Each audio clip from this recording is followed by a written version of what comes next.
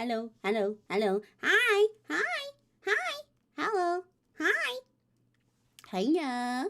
How are you guys doing? How is every pony? Hello, hello, how is every gutsy?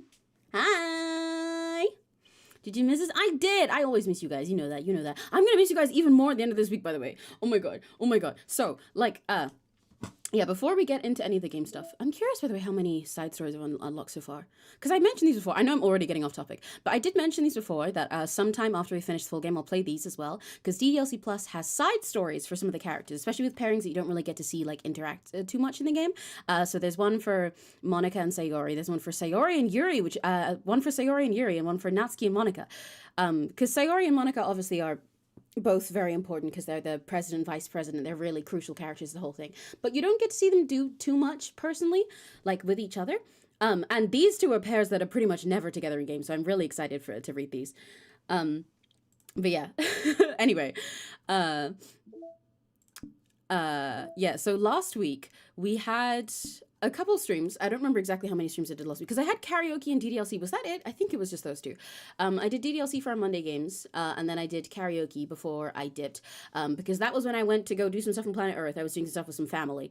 But this week, this week I have fun things that I'm doing at least. But that's why we only have one stream scheduled this week, because for the whole end of this week, I'll be at 𝘆cie𝘂𝗿. It's a con in the UK, in Birmingham, actually. I mean, I don't normally talk specifically about location in the UK, but it's like, it's a con I'm going to. It's not like I'm telling you where my house is.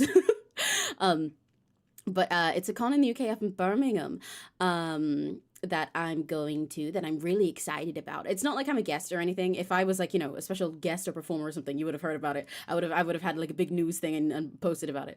But I'm going to be going there for funsies as a normal person. But if any gotchis happen to be going, you should say hi. It's a really cool one. I've actually never been before. But I love going to cons because they're like my life. They are what motivate me for the rest of my year, to be honest. Like I get through the rest of any parts of life by thinking, okay, Emmy, think about this, Emmy. At the end of the year, you'll get to go to this con, and you'll get to see a maid cafe and idols, and you'll get to do WOTA you'll get to be awesome WOTA and do WOTA for idols. And you'll get to be fun cosplays and costumes, and it's fun. I just love cons. They're my fucking lifeblood. They're my everything. I love it. Thank you. I'm glad you think I just think I'm pretty and look cool. Not normal. You're unique and lovely. Yeah. I know I'm not normal. That was very clear. But yeah, I love cons. I love cons so much. But so 𝘆cie𝘂𝗿 is one that I'd never actually heard of before until now. But recently I found out that this idol I love called Berry is attending there. Some of you guys might have heard of Berry because she was trended a lot on TikTok forever ago. When a lot of people heard about Kaigai idols, so over foreign idols, like overseas idols that aren't Japanese, for the very first time, and people are stupid and we're reading about that. But she does a lot of solo work as an idol now, and I really love her. I think she's very cool. And I've wanted to see her for ages, but she's American, as a lot of my Kaigai idol she's are. But this is going to be her first time performing in Europe, which is so awesome. So she's going to be there for this con, which is why I wanted to go. And then I found out the con itself is really cool. See you later. Have a class. Bye bye. Good luck with your class. Have a very lucky day. So most conventions, like anime cons and stuff, at least ones that I've gone to, usually they're generally over the weekend most of the time.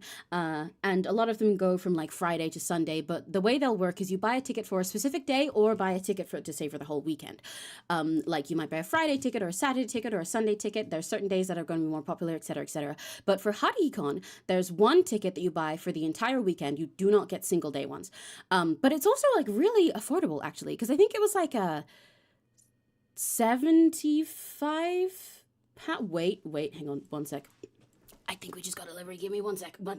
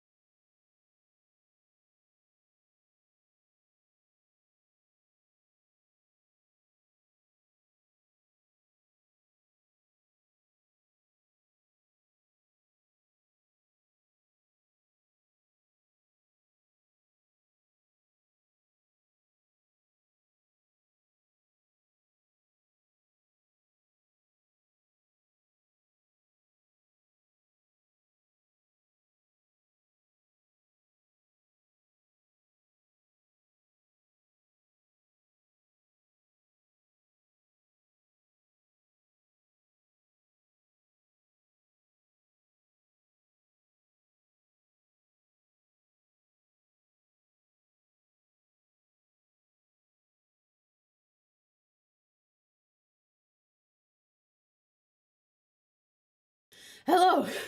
Hello. I return. I am now very warm. Forgive me if you can hear me fanning myself for a sec. Crazy fucking timing. Oh my god. Anyway, what was I saying? I was talking about 𝘆cie𝘂𝗿, the con that I'm going to this weekend, right? I think? Was that what I was talking about? I'm gonna put my phone on for a sec. I'm gonna drink a bunch of cold water. My room was like perfect temperature a second ago. I'm totally fine, by the way. I'm making it sound like I died, but I'm totally fine. It's just that I ran. I have a habit of running up and down the stairs, even in situations where I could probably just walk and it'd be fine. But I did that because I was in a hurry. And so I went up and down multiple times, and my room was warm. Before I started stream, it was like perfect warm, perfect nice warm in order to chill. But now because I've ran, it's hot, and I hate being hot because I don't like sweating. Give me one moment. I'm just going to open my window for a bit. I don't like to have it open when I'm streaming, but if I don't, then there's going to be no colder air in here. One sec.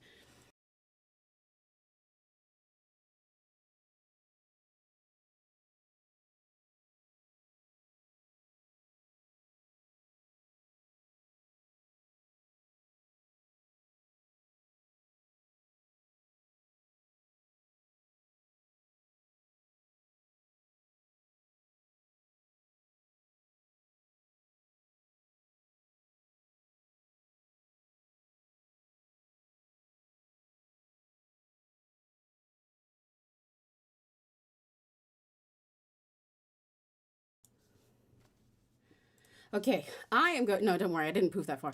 I am going to have, once again, Crimson, I did not trip up the stairs, I tripped down. I am going to just have my door and window open for a few minutes while we're doing this yapping part before we actually play the game. And we're just gonna bowl with that. If my mic sounds extra echoey and everything, pretend you don't hear it, it'll go away soon. Usually I close my window for obvious reasons, because, like, you know, I don't want to be yelling and screaming out my window and disturb my neighbors. Also, I don't want them to disturb me, and also I want the everything to actually sound good, and same for my door. But it is hot, and if I don't open them, then the air will not change. So, anyway, while we're yapping before we actually start playing again, I was talking about 𝘆cie𝘂𝗿. Is that fan picking up on the mic? Seems like it might a tiny bit, but I think it might be okay. I was yapping about 𝘆cie𝘂𝗿. That's what I was doing. I'm going to 𝘆cie𝘂𝗿 this weekend. A con in Birmingham in the UK. But yeah, what I was saying, right, yes, I was talking about the stuff. No, Chewy, you can't eat me. I just disappeared like 5 times. It's okay. I fought my way out of Chewy's throat this time. For context, Chewy, I just had to go get a delivery and then to go open my window because my room's really hot now. So I already dipped and came back a few times. Anyway, yeah, I'm going to 𝘆cie𝘂𝗿 this weekend, which is a con in Birmingham in the UK that I'm very excited about. If any gachis are going, although I know it's unlikely, feel free to say hi, although you should probably tell me who you are. Because I exist in the physical dimension sometimes as a treat. That really hurt my jaw. Sorry, I'll kiss it better, I promise. Mwah. But yeah, 𝘆cie𝘂𝗿, most cons you go to, this is what I was saying, I remember now.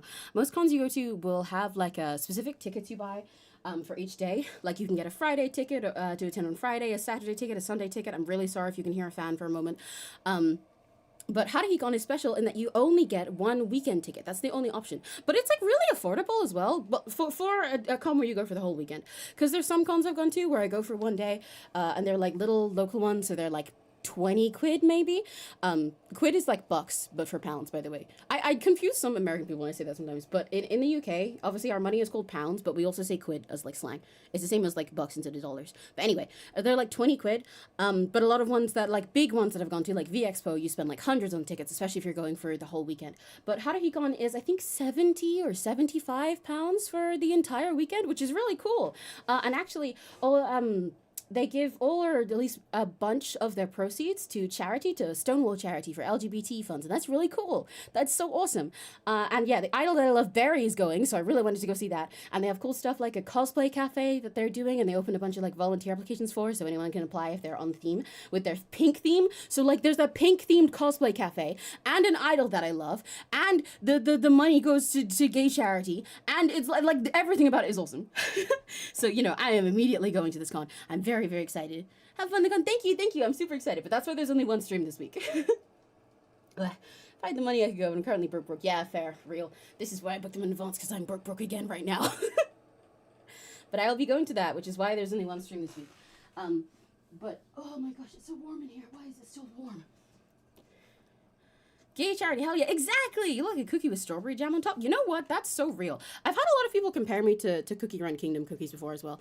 There's this specific one that I always get compared to. Hang on, wait. What is their name again? Well, what's their name? There's one I'm thinking of that I always get, that people always say I look like, and I'm forgetting her name.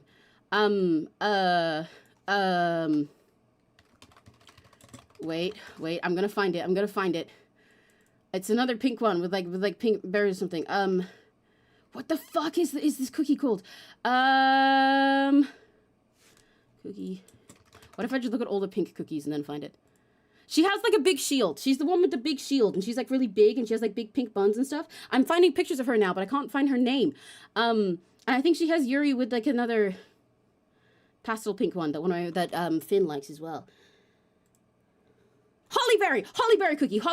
That's what I was thinking of. Hollyberry cookie. Yes, hollyberry cookie. A lot of people tell me that I look like hollyberry cookie. Hollyberry cookie? I look like hollyberry cookie. I've been told that one a lot. I should draw myself in her fit sometime, because I really like her outfit. And the that one like Aegis outfit or whatever she's got, or Aegis, I don't know how to pronounce it, where she gets all like fancy and everything. Yeah, she's very cool. I really like her big heart shield. And I love any character that has buns. Like, there's like, there's like a few special extra things. While we're yapping this much, I should put my BGM on, shouldn't I? Hang on. While we're just yapping like this. Where'd my BGM go? That's the question. So smart. Yeah. Is this the one? No, that's the wrong one. Hang on. Is this the one?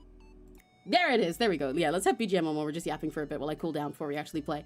But yes, I get told I look like Hollyberry Cookie a lot. And honestly, I'm totally fine with that. I love her design. It's great. And it's very Emmy-coded, not just in the sense it looks like me, but it looks like something that I would design, you know?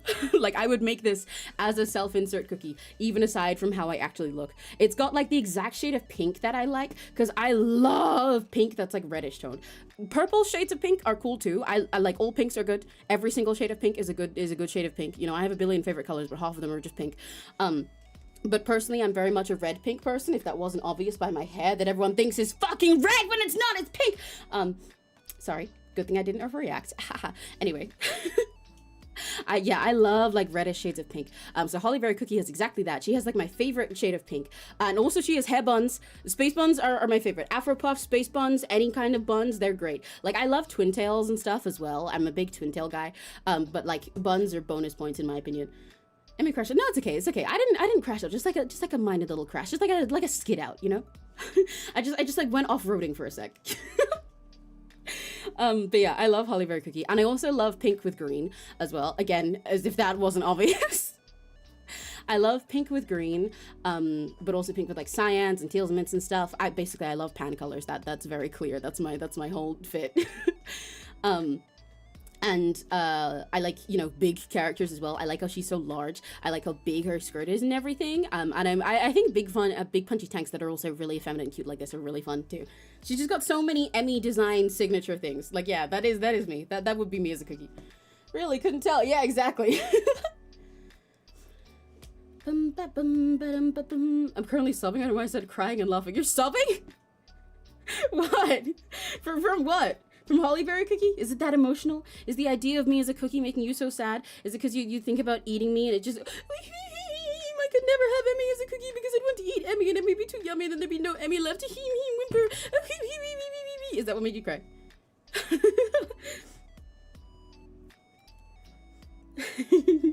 But yeah. I've been told I look like Hollyberry Cookie a lot. But I do see what you mean about me looking kind of like a cookie with strawberry jam. I see the vision. I think rather than strawberry, my color and overall vibe gives more like raspberry half the time, I think. But I think that's partially good. Are there fucking planes outside? Okay, I'm gonna close my window. It's less warm now. Hang on. Matete.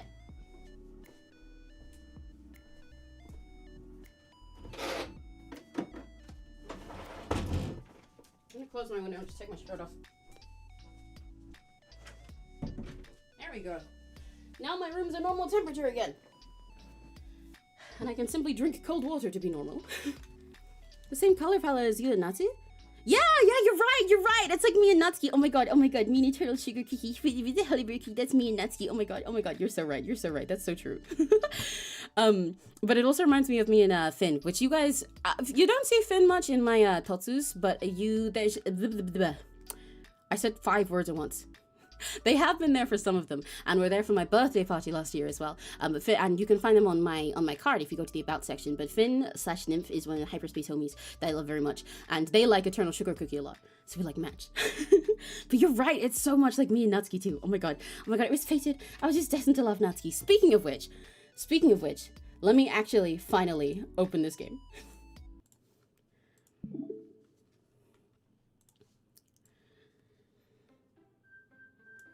Let me know again how good the volume is and everything. It should be fine because I haven't played another game on stream aside from DDLC lately, so it hasn't been changed. But, so if it was fine last time, it should be fine now, but still let me know. Ah! I almost forgot it would be like this. God. Dun, dun, dun, dun, dun. Yeah, so for any got you who wasn't here last time, or missed into last time, if you need a recap, well, first of all, honestly, go watch the other stream, because a lot happened. But as a mini one, Sayori confessed to us, after we had our preparation over the weekend for the festival coming up for the literature club, and we were with Natsuki, and it was really cute. We had a little cute baking date, but then we ran into Sayori as well, and she confessed to us, both confessing the fact that she's been clinically depressed for almost all of her life, for all of her life, and for the fact that she had feelings for us and didn't know what to do about them. We told her that we loved her as well, and that we tried to help her. At least the MC said that he tried to help her in ways that made me really mad because he was really bad at it. But it didn't go well, and Sayori killed herself. And then after that, in the shock of that, it seemed like we got an ending to the game, only for it to all crash and reset, and now there is no Sayori at all. So, now we're here! And where we left off, we just entered the literature club, with 3 girls there, called Yuri, Natsuki, and Monika. Yay! Awesome? Question mark. But yeah, as I've said, because I think most of you guys who are here have watched me play the last few streams as well. But like, I was telling Neri this the other day, but having already played DDLC, getting to play it again, like especially on stream with you guys, where I can like share all the things that I'm so passionate about from it with other people, is so much fun. It's so cool. And there's so much stuff about this game that like, I've been passionate about it forever, and I was like super fixated on it when it first dropped when I was younger, but there's a lot that I think I can only appreciate fully now that my brain's finished cooking a lot longer and I have better like media literacy and stuff like that. And also just from refreshing myself on it rather than going off my memory. There's so many little details that I forgot, or things that I just didn't realize how well they hit now, compared to when I was in the past. Like, I've still been reeling from the whole scene where Sayori properly confronts her feelings with you. Like the one about her depression, where the MC totally doesn't get it and is kind of really selfish about it and saying like, I'm so mad that you didn't tell me sooner. I feel like you betrayed my trust. Loud and correct buzzer. But also when she talks about her feelings for you, the main character, because obviously at this point there's I can pretty clearly talk now about the fact that there's more going on than just the game as itself, more than just this world, and that we are clearly playing a game, and it's not just about us being the character, but us being us and the character being separate. But I really love the writing in that moment, and it hurts so bad. The way that Sayori is just like gone now, and there's kind of nothing we could do about it, because the main character is so clearly, like, the player character is just as much of a script as any of the other characters are, right? So he's not equipped for what Sayori was dealing with, because all of his responses, if it was any normal Otome, they'd be fine. She would just be like a little bit sad, a little bit depressed, despite seeming happy and stuff like that. And the MC would talk about wanting to help her and help her be better, and letting her trust him to figure out what he can do until she feels better again, and it would work and it'd be fine. But her feelings here are clearly so much deeper, which is why she ended up reacting like that, because both options of saying, I love you, or you're just my friend, only make it worse. They're not fit for this, but the only options we get presented with are the ones you'd have in a game like this normally, and it hurts so bad. It really throws you out of the character in a very purposeful way, and it... anyway, Hi, Yuri. I had to be a nerd about it because I was already a nerd about that last time, but I needed to get more out. Let's pop back here and then read the text. Well, what were we talking about? I think it's, yeah, we've just joined the club because Monika invited us. I should drink some water. I was singing a lot this morning before I did any of my vocal warm-ups for the sake of voice acting, so I need to be careful with my voice. It's, like, fine, but I can hear that it's a little bit off more than it should be. Yeah, we were talking to Monika about the club, and then we just joined and found out that there's cute girls here, and Yuri's talking about having tea while we read and stuff. Considering how little I've read these past few years, I don't really have a good way of answering that. I read manga. I mutter quietly to myself, half joking. Natsuki's head suddenly perks up. It looks like she wants to say something, but she keeps quiet. Not much of a reader, I guess. Well, that can change. To me when a bad bitch tells me to do something. What am I saying? I spoke without thinking after seeing Yuri's sad smile. Anyway, what about you, Yuri? Well, let's see. Yuri traces the rim of her teacup with her finger. My favorites are usually novels that build deep and complex fantasy worlds. My mic needs to move. The level of creativity and craftsmanship behind them is amazing to me. And telling a good story in such a foreign world is equally impressive. This is like bar for bar everything she said last time, and it hurts really bad. Yuri goes on, clearly passionate about her reading. She seems so reserved and timid since the moment I walked in, but it's obvious by the way her eyes light up that she finds her comfort in the world of books, not people. But, you know, I like a lot of things. Stories with deep psychological elements usually immerse me as well. Isn't it amazing how a writer can so deliberately take advantage of your own lack of imagination to completely throw you for a loop? Anyway, I've been reading a lot of horror lately. Oh, I read a horror book once. Yeah, I have a collection of Fazbear Frights books on my shelf behind me if you want, Yuri. I'm a big fan of Into the Pit. No, of Bunny Cool. I mean, I'm a fan of Into the Pit as well. It has a game. Did you know that? Yuri has a game. It's really cool, and I want to play the game. And my first one was Bunny Cool because it has a story. The first, it's called Bunny Cool, about like this weird bunny mascot at a family camping park trip that like tries to kill everyone. But in the middle, there's one called In the Flesh where Matt Pat gets M-pregged by Spring Trap. Why are you looking at me like that? I desperately grasp something I can relate to at the minimal level. At this rate, Yuri might as well be having a conversation with a rock. I'd expect that from you, Yuri. It suits your personality. Oh, is that so? Really, if a story makes me think, or takes me to another world, then I really can't put it down. Surreal horror is often very successful at changing the way you look at the world, if only for a brief moment. Does Harry Potter count as horror? No, I don't think so. It's just fantasy. Ugh, I hate horror. I can't, oh my god, I can't say that in America. I don't know how American people say horror. I don't, like, you say like horror, but you make all of the R's sound the same and it throws me off because it sounds all the time like I'm saying whore. I hate horror. I'm sorry, Natsuki. I know you do not speak like this. I'm sorry. Oh, why is that? Well, Natsuki's eyes dart over to me for a split second. Never mind. That's right. You usually like to write about cute things, don't you, Natsuki? What? What gives you that idea? You left a piece of scrap paper behind last club meeting. It looked like you were working on a poem called... Don't say it out loud!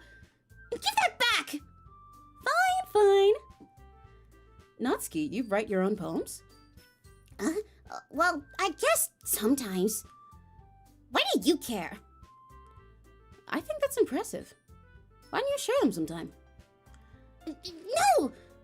Natsuki averts her eyes. You wouldn't like them. Oh, not a very confident writer yet? I understand how Natsuki feels. Sharing that level of writing takes more than just confidence. The truest form of writing is writing to oneself. You must be willing to open up to your readers, exposing your vulnerabilities and showing even the deepest reaches of your heart. Do you have writing experience too, Yuri? Maybe if you share some of your work, you can set an example and help Natsuki feel comfortable enough to share hers. I guess it's the same for Yuri. They're so cute, I love them. We all sit in silence for a moment. There's so much more awkward silence in the air without Sayori. Like, they need her to lead their conversations because none of them quite have that in them. Yuri and Natsuki are both too shy, or like at least initially shy with sharing themselves and opening up to people, even though it's in opposite ways. And Monika works as like, you know, a guide and a leader, but she isn't like, I don't know, she isn't all silly friendly in the way that Sayori is, so she can't just like be the energy for a conversation. She works best as a support, which I guess makes sense. She is technically a supporting character. But man, it's like you can really feel it. You can feel also that it, like, if this was the game as it is, it just kind of wouldn't function. It'd be so dull. Hey, I just got an idea. How about this? Huh? Natsuki and Yuri look quizzically at Monika. Let's all go home and write a poem of our own. Then next time we meet, we'll all share them with each other. That way, everyone is even.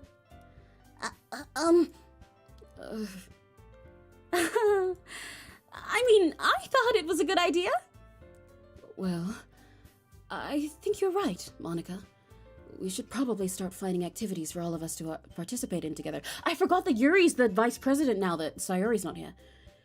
Oh, right, she tells you that now. That's why I forgot. I did decide to take on the responsibility of vice president, after all. I need to do my best to nurture the club, as well as its members. Besides, now that we have a new member, it seems like a good step for us to take. Do you agree as well, Emmy? Hold on, there's still one problem. Huh? What's that? Now that we've reached the most important topic, I bluntly come forth with what's been on my mind the entire time. I never said I would join this club! Monika may have convinced me to stop by, but I never made any decision! I still have other clubs to look at, and, I lose my train of thought. All three girls stare back at me with dejected eyes. But... I'm sorry, I thought... The girls exchange glances before Monika turns back to me. I guess I need to tell you the truth, Emmy. The thing is, we don't have enough members yet to form an official club. We need 4. And I've been trying really, really hard to find new members. And if we don't find one more before the festival... I'm defenseless against these girls. How am I supposed to make a clear-headed decision when it's like this?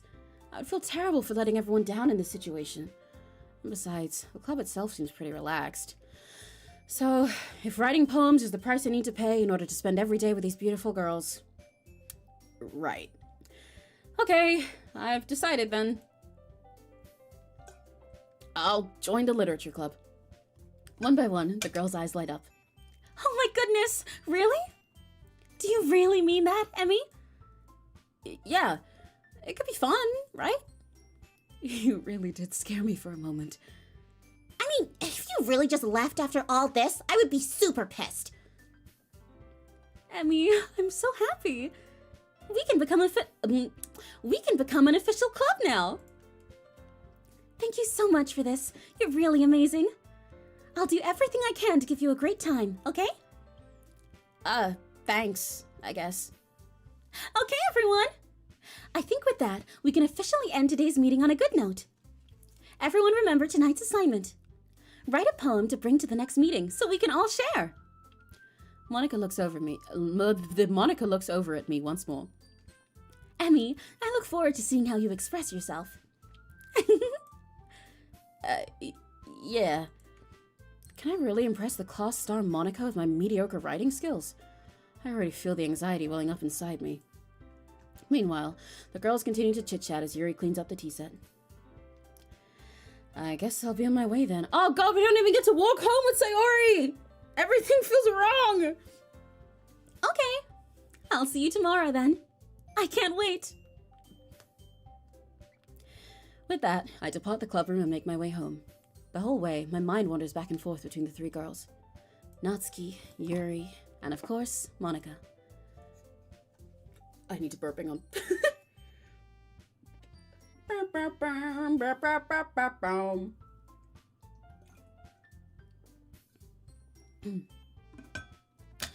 Will I really be happy spending every day after school in a literature club? Perhaps I'll have the chance to go closer to one of these girls. All right. I'll just need to make the most of my circumstances, and I'm sure good fortune will find me. And I guess that starts with writing a poem tonight. Monika, you would have had enough memories if you hadn't gone... Yeah, exactly. Oh, you unlocked a special poem. Would you like to read it? Yes. Oh! I don't think that's a poem. That is most certainly not a poem. Thanks, I think. I really like her use of space on the page. The empty fucking space. Okay, well. So you guys get to know now why I said that, for any of you guys that hadn't played this before, why I said that I would be going for 𝘆cie first and then 𝘆cie. Because 𝘆cie is generally my best girl, or at least the one I want to date most out of this game, most of the time, out of the options that you get. Even though I love 𝘆cie as well, and she's like really up there. 𝘆cie, 𝘆cie, and Monika are always battling for first in my head. But I like to spend time with 𝘆cie before this happens. But now that she's not an option, I don't want to say like out of the way or gone because it feels mean. I love 𝘆cie. I miss her so bad. We'll be 𝘆cie focused because that is my waifu, I guess. Although that does make this a lot easier. In the absence of 𝘆cie, actually you'll notice with these words that we have a lot of the same ones we had before. But now all of 𝘆cie's words, they'll either give you 𝘆cie or Yuri points, I believe. Like it's, you know, they can't go to Yuri because she's not here. So they just kind of distribute between the two. But spotting 𝘆cie's words is generally a lot easier than picking out 𝘆cie's most of the time. Now she's went and fell asleep forever. I can't even say fell asleep forever, dude. It's not even that she's dead. It's that she's gone. She doesn't exist. Her character file is gone. The game restarted without her. She doesn't exist. It's not that she's dead, it's that she's not. she's not anything. Okay, milk. Kawaii. Rich pure. Sticky. Anime. Socks. Smile. Silly. Hop. Skirt. Candy. Poof. Doki doki. See how much easier it is to do 𝘆cies? Who's Sarah? I don't know the one. Yeah, I mean, I guess there's only 𝘆cie and Yuri here. Maybe I'm mixing the names up. There's only 𝘆cie and Yuri, and I guess there's Monika. There's no one else. I mean, I guess we could name ourselves Sarah if we wanted, but I'm called Emmy in this game. It's really funny how easy it is to get 𝘆cie's words. Laugh. Fun. Fluffy. Giggle. Pink. Ooh, for this one, probably bed. Cute. Ooh, this one's tricky. Most of these seem like they're 𝘆cie and Yuri words. They're testing me with this one. I'll probably go with vivid or rose or imagination. Let's try. Ah, that one was a Yuri word. I should know. See how I got 19 out of 20 for that one? Whereas for the, when I was picking 𝘆cie words, they were like, you know, I'd get like maybe one or two. Fireworks would have been a good one too, yeah. I guess it was probably rose or fireworks. Whereas when I was picking 𝘆cie words, I'd get like, you know, maybe 2 or 3 or maybe 4 that were for Yuri and 𝘆cie. But 𝘆cies are so easy. It's quite funny. I love you, 𝘆cie. I love her writing style though. It's so very defined and she doesn't need to change it. Okay. I'm doing some water. I can put my shirt back on that. Maybe. Hi again, Emmy. Sorry if you hear much movement. Glad to see you didn't run away on us. Nah, don't worry. This might be a little strange for me, but I at least keep my word. Well, I'm back at the literature club. I was the last to come in, so everyone else is already hanging out. Yuri, you got a little something on your face. I just noticed the room is tilted as well. The room is at an angle. The music also sounds like it's speeding up. It's also slightly off key. Oh, God. I knew a lot of these things happen. I knew that this is how the second act of the game goes. But, there we go. The music went back to its normal speed and key. I told you. I knew a lot of these things happen, but I forgot how suddenly they all happen. It's really throwing me off. Thanks for keeping your promise, Emmy. Actually, no, we're not only at an angle but zoomed in, because Yuri shouldn't fill the screen like this. I hope this isn't too overwhelming of a commitment for you. Are we still zooming? Making you dive headfirst into literature when you're not accustomed to it. We are still zooming in. Ah! Oh, come on! Like he deserves any slack. You already had to be dragged here by Monika. I don't know if you plan to just come here and hang out or what. But if you don't take us seriously, then you won't see the end of it. Natsuki, you certainly have a big mouth for someone who keeps her manga collection in the club room. Natsuki finds herself stuck between saying Monika and manga. I'm gonna die. Manga is literature! Swiftly defeated, the music's gone again. Natsuki pops back into her seat. I'm sorry, Emmy. We'll make sure to put your comfort first, okay? Yuri shoots Natsuki with a disappointed glance. The room is tilted. The room is tilted and also has been zooming in this entire time. If you'll notice the chairs on the left side of the screen, it's disappearing slowly, like it's getting cut off. You'll see less and less of it. That's why Yuri's so fucking big right now. Ah, wait, this also reminds me, actually, while we're in this hell, I wanted to make sure that my mouse is visible, because I feel like it's important later. Because usually I don't have this capturing my mouse, because I have a custom one. But I should probably make it so you can see that. Hang on. Capture cursor. You see that now? Yeah, you can. I don't remember how to turn off my custom ones. You guys are just gonna have to see this little guy. Now that you're a part of the club and all, perhaps you might have interest in picking up a book to read?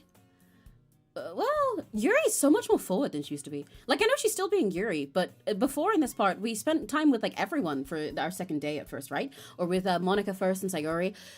Yuri usually waits until you approach her in order to have something to say. But I know she's the vice president at the moment, so you can kind of tell as well that she's trying really hard to take that role seriously, because she wants to think about our comfort and consideration and put all this first. Yeah, see, the chairs on the side are disappearing. It keeps zooming. I'm really stressed. Like, I knew all of this happened, so I'm not, like, frightened, but I am stressed. Well, the music's gone again. It's gone up. Oh, it went back down. Ah! I can't really say no either way. Like you said, I'm in this club now. So it only feels right for me to do something like that, if you ask. Oh, wait. I didn't mean it like that. If you don't really want to, then forget I said anything, I guess. No, it's not that, Yuri. I want to try to be a part of this club. So even if I don't read often, I'd be happy to pick up a book if you wanted me to. Are you sure? I just felt like, well, as vice president and all, that I should help you get started on something you might like. Yuri reaches into her bag and pulls out a book. That's also interesting, because in the normal version of the game, she only offers you, like, brings you a book after, like, your second time talking to her first, right? Or, like, you approach her and talk to her, and then she goes home and gets a book for you for the next day, I think, because she's trying to consider getting you into reading. But the fact that she already had one, because she was thinking about being the vice president and everything for us, is wild. I didn't want you to feel left out. Like, did she go home and immediately overthink this whole thing? That's fascinating. So I picked out a book that I thought you might enjoy. It's a short read, so it should keep your attention, even if you don't usually read. And we could, discuss it, if you want it. How is this girl accidentally being so cute while her entire room is tilting around behind her? She even picks out a book she thinks I'll like, despite me not reading much. Yuri, thank you! I'll definitely read this. I enthusiastically take the book. Well, you can read it at your own pace. I look forward to hearing what you think. Okay. We're free again. We're free again. Hi, Maha! And hi, Iconic Turtle Lover. Hello, you guys just missed it being really weird. Hello! I hope you guys are having a good time. Thank you for saying have a good stream. If you're not staying, Maha, then have a very lucky day. This club is a book club at this point. Well, it is a literature club. That is also a book club. It's about literature, and books are literature. Wow, is the room always so straight? Yeah, oh my god, it's like anti-Pride Month in here. This room's so straight. Now that everyone's settled in, I expected Monika to kick off some scheduled activities for the club. But that doesn't seem to be the case. The music is still being weird. Yuri's face is already buried in a book. I can't help but notice her intense expression, like she was waiting for this chance. Meanwhile, Natsuki is rummaging around in the closet. It's also, like, it's kind of painful. I think the font size just got bigger. It's kind of painful how, you know, I said that the game kind of doesn't function without Sayori, right? As in, like, when she's not here, there's so much awkward silence between all of the group moments, and, like, she kind of leads their conversations, if not their entire story, you know? Because she is your childhood friend, she's the first one you meet, but also she's so crucial to the dynamic of the group. They struggle so much without her and being really awkward and nobody really, like, guiding you everywhere. Because Monika can play a supporting role in leading everything and organizing stuff, but she needs Sayori to be the energy. And 𝘆cie and Yuri aren't good at approaching you without Sayori there and stuff like that. So not only does she kind of the game not function without her in the sense that their whole dynamic doesn't function without her, but, like, it's literally not functioning. It's broken, and I'm stressed. I hear 𝘆cie utter an exasperated sigh from within the closet. I also don't like that Monika hasn't kicked off activities. Where the fuck is she? She seems to be annoyed by something. I approach her in case she needs a hand. Oh, we're getting a 𝘆cie scene! Yay! You looking for something in there? Fucking Monika! She never puts my stuff back in the right spot! The outline size has changed. What's the point in keeping your collection organized if someone else is just gonna mess it up? Ha! Ah! I knew all of these things happened, but I forgot that they happened this suddenly, and it's really stressing me out. Like, again, I'm not scared because I expected this, but I forgot that it comes at you this suddenly. I should have been more reacting to 𝘆cie's fucking Monika breaking for a sec. I didn't know you were allowed to swear, Queen. Hey, that's new.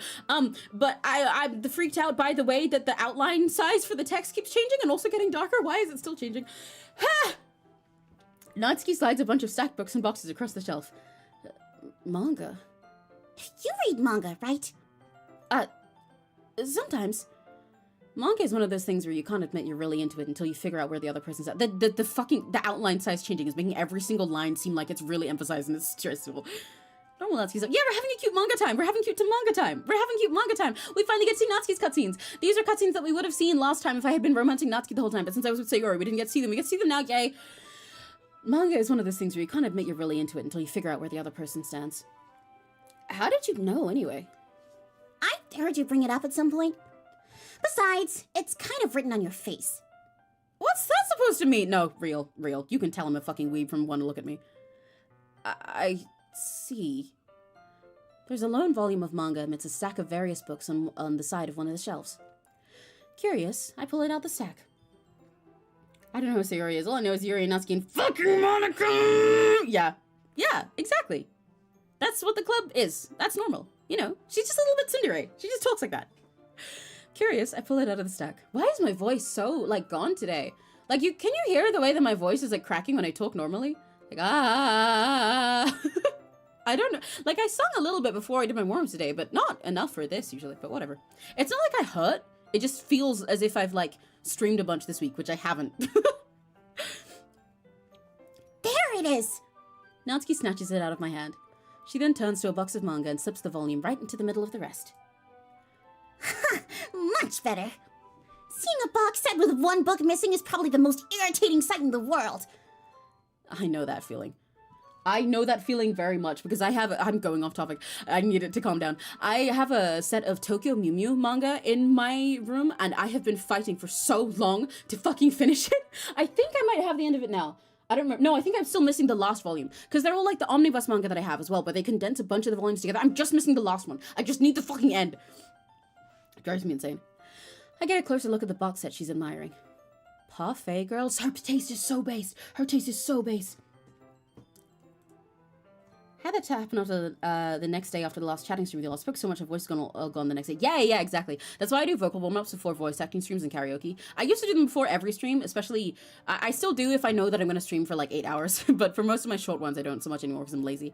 But I do like a bunch of warming up and stuff before streams like this and before karaoke and everything, and for really long talking, because people really underestimate how much just talking can wear you out, because you're not usually doing it entirely for yourself for like a whole day long.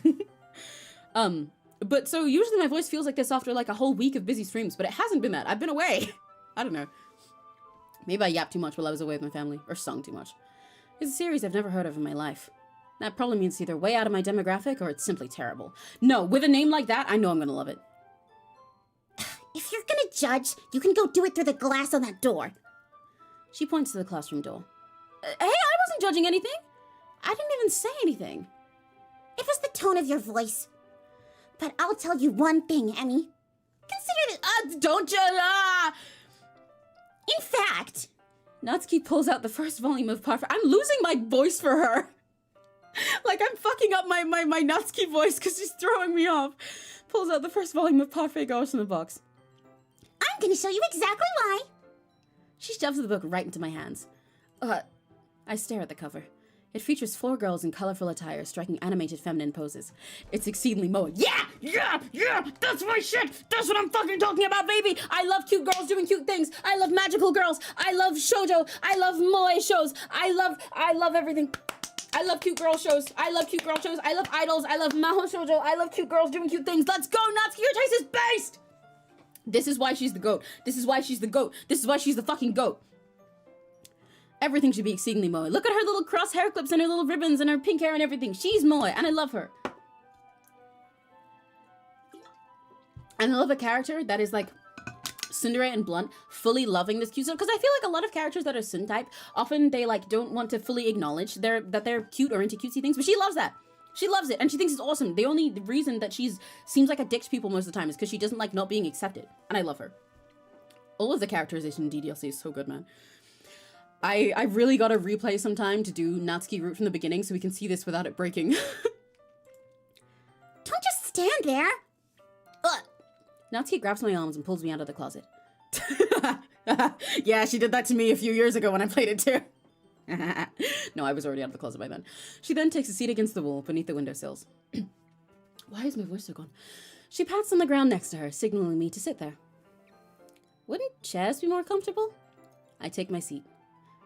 Chairs wouldn't work. We can't read at the same time like that. Why's that? I mean, I guess it's easier to be close together like this.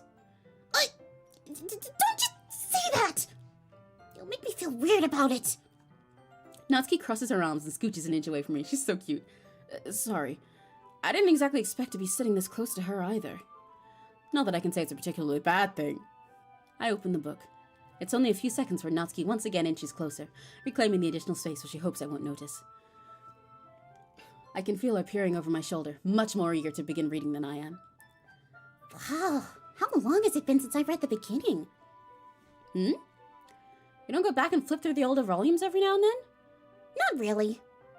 Maybe sometimes after I've finished, Sorry, Emmy can't fucking speak. Maybe sometimes after I've already finished the series.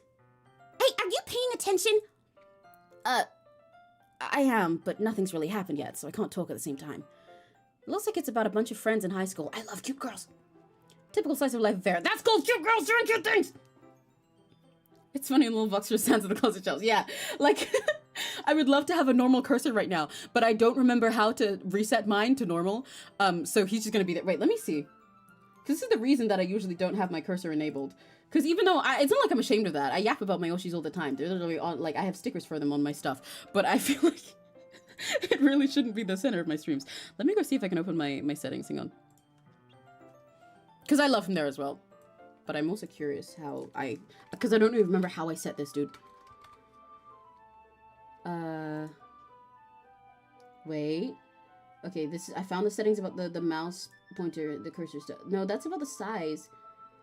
No, I don't want to change the size and color, dude. I have a custom one. Okay, yeah, no, I don't know how to get rid. We're just gonna have Vox talking for Niji Sanji Yen's 4th wave 𝘆cium in the back all this time. Hi, 𝘆cie. He's dancing on your head. I kind of grew out of these since it's rare for the writing to be entertaining enough to make up for the lack of plot. Boo! Boo! Boo! Loud incorrect buzzer. I mean, he is also right. He is also right that for a lot of like moe shows like this, I think honestly, whether the writing is good enough to make up for it just being slice of life silliness, it kind of depends sometimes on the target audience, right? Because you can really tell. I'm about to be I'm gonna sound like 𝘆cie now. You see why she's my best girls? Because she's just like me for real. You can really tell, I'm just gonna do a 𝘆cie voice anyway. When a cute girls doing cute things show is targeted at people who like cute girls and like cute things, or if it's targeted at people who just like girls and they want to perv over them, which is like, fine, you're allowed fan service when you want it. That's fine. Every single cute girls show has a bunch of moe fan service in it. That's okay. It's made for men as well as women. But Whether they actually appreciate the girls as characters or just want them for fantaslop is really, really clear from day one. And the shows that lack any plot enough to make it interesting are usually those ones.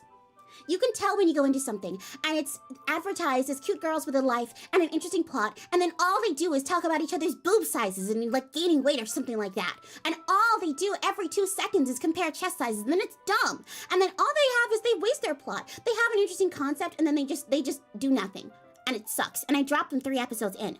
But when they're actually like have like an interesting thing in common and they care about their lives and relationships, sometimes these slice of life things are where you get the best dynamics and characterization altogether. Because they have no big goal to do. They get to spend more time on the characters and their own dynamics and making you really relate to one of them and give them all interesting sides to them and layered personalities. And also they get to be cute and kiss and cuddle and stuff, and occasionally they can compare boob sizes once in a while. There's a difference. There's a clear difference. Fan slop. No, I said like fan service slop. So fansa slop, because fansa is like the short JP word for fan service. So I did all that Natsuki style, but yeah, like, because as someone who watches a lot of cute girls doing cute things shows, which for anybody who doesn't know is like anime that's just, as the name suggests, about cute girls in a slice of life situation and pretty much nothing else. Fanta slop. I have that here. I have my Fanta fruit twist with me. I'm Fanta slop. As someone who watches a lot of those, there's so many that I've started because they seemed like they'd have cute character designs and like maybe a fun concept, but all they're actually there for is basically just to be an art book of girls getting panty shots, and that's it. And then it just becomes really dull. The writing will just be lame, and since there's like, you know, no major plot going on, then all they do is just like stand around and their boobs bounce, and that's it. And that sucks. But you can tell when they're made with a passion, and also a passion for cute girls. Natsuki gets it. Natsuki gets it. You need to be passionate about cute girls as characters while also being cute girls. You can't just think, okay, well, there's girls and they're in a cute outfit, so I'll call it a day and that'll be good. No. No. Oh, she's so cute! Speaking of cute girls, I love her. This is my thumbnail. This is the one I put in the thumbnail because I knew we'd get the scene today. She's so cute! I love this CG so much. It's my favorite Natsuki one. She has, because she has I need to take a screenshot, sorry. She has another CG. Let me take a screenshot! There we go. She has another CG, like little cutscene art for another scene for her, but this was my favorite. She's so cute. She's so cute. She's so cute! I love her so much, guys. I'm in love with Natsuki. I love Natsuki. I love Natsuki. I love Natsuki. She's so cute. She's so cute. It's also my favorite. Yeah, because her other one, I feel like she's a tiny bit off model, but that also happens for a lot of the DDLC art. It was one person doing it. And they were, you know, still figuring out their style and everything. But this one is just like perfect. She's so adorable. Her the user, if it TV. I vaguely recognize that name. I'm not sure. Hi, Linkle. She's so cute. Yeah, she's so cute. I love you, Natsuki. Sorry, I was skipping over your lines, girl. Are you sure this isn't boring for you? It's not! Even though you're just watching me read? Well, I'm fine with that. If you say so. I guess it's fun sharing something you like with someone else. Yes, I agree. I love getting my friends to watch the shows that I like and read the things I like, and I'll just sit and watch them and get their live reactions. It's so much fun.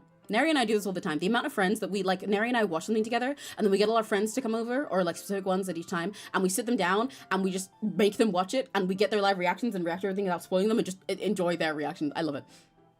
I do this so much. I like to when friends play games. Yeah, exactly. You're doing that now. I always get excited when I convince any of my friends to pick up a series I enjoy. You know what I mean? You don't? God, her face is so cute! I love this! I'm gonna start sounding like I'm like a fucking monkey screaming in a jungle over how cute she is. Look at this face! I love her! I love Natsuki. That's not... I'm sorry, I'm taking a screenshot again.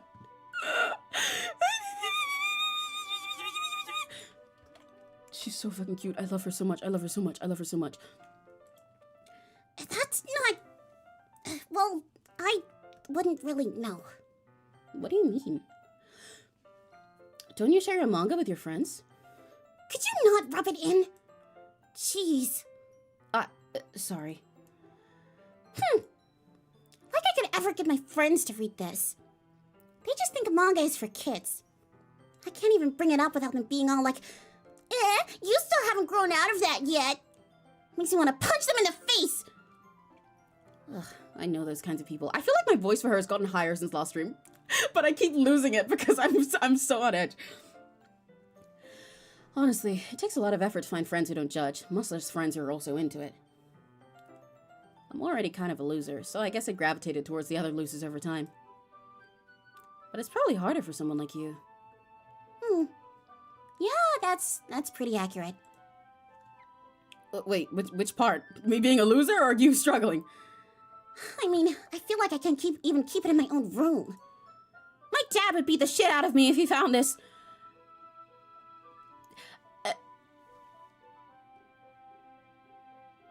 I forgot that she just says it outright like that. At least it's safe here in the club room.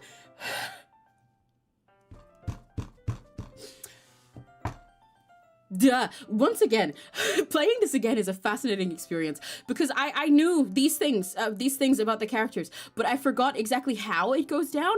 I didn't realize she just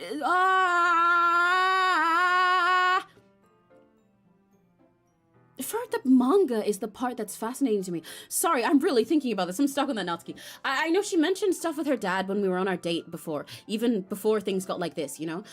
Because she mentioned in passing while we were baking stuff that she couldn't have us over to bake because her dad wouldn't allow a boy in her house. And then she just didn't want to talk about it much, and talked about things being really strict. And not only that her dad wouldn't allow her to have a boy in her house, but then that she couldn't eat any of the stuff we baked because she needed to make sure she had enough room for dinner because she had to eat whatever dinner her dad had on the occasion that he was home. And then, yeah, she didn't want to go on about it. She changed topic. So that, like, that kind of strictness, even though it's not good, like, it makes sense in understanding what kind of life she probably lives. Her dad, like, beating her for manga? For having, like, cute girls manga? I'm really, like, I want to know what the problem is, you know? Natsuki, what is your dad like? I'm scared. Like, I want to know what his issue is. Is it that she's fruity about it? Is it just that it's weird? Because she already is really cute and wears cute things and is, like, really little. What, like, is it because he doesn't want her to be a weirdo? Ha! Anyway, normal life. Except Monika's kind of a jerk about it. Huh, I just can't win, can I? I'm scared for her too. Right? And I'm extra scared because I don't know what exactly is going on. Well, it paid off in the end, didn't it? I mean, here I am, reading it. Well, it's not like that solves any of my problems. Maybe. But at least you're enjoying yourself, right? So? Jeez, that's enough! Are you gonna keep reading or what? Yeah. I flipped the page. Time passes. Oh! Do I not get— I wanted to know about the book! I wanted to know more about the story! Why are friendly manga is for kids, bro? To be fair, see, you're thinking about this and saying most manga is for adults, but that is what most people say, right? Like, if you tell most— I hate saying normies in this context, but normies, or like regular adults in your life, that you like anime and manga stuff and show it to them, they'll think that, you know, they'll say like, you like cartoons, like, oh yeah, my son loves those Japanese cartoons, isn't it? The ones with the fairies and stuff. No, all of it, yeah.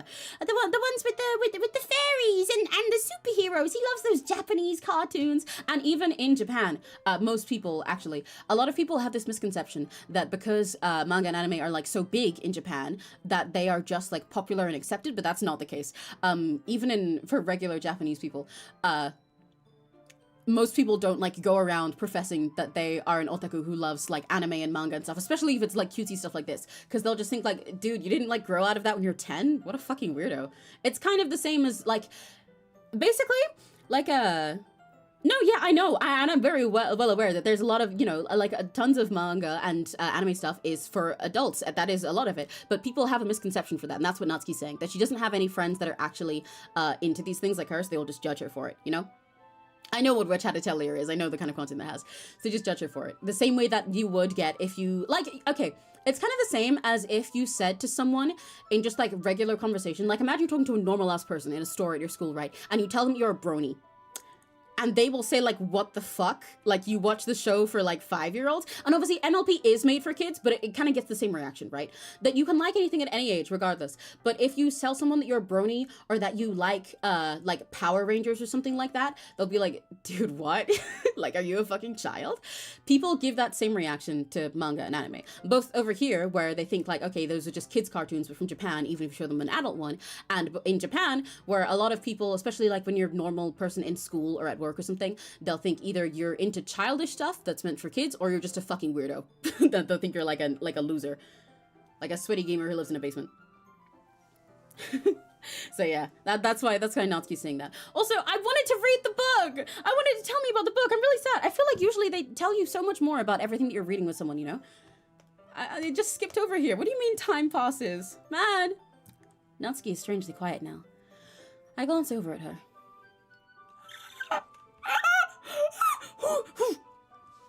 Guys, that sound I just made almost made me gag. I won't hyperventilate. I won't hyperventilate. I won't puke. I love her. I love her. I love her. Guys, she's sleeping. She's sleeping. My cute girlfriend is sleeping.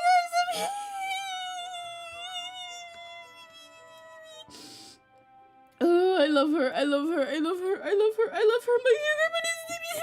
She looks so peaceful. She looks so cute. She's so cute. I love you, Natsuki. I love how peaceful and sweet and honestly just like a really honest, lovely person she is when she's not being judged and thus having her defenses up. Ah!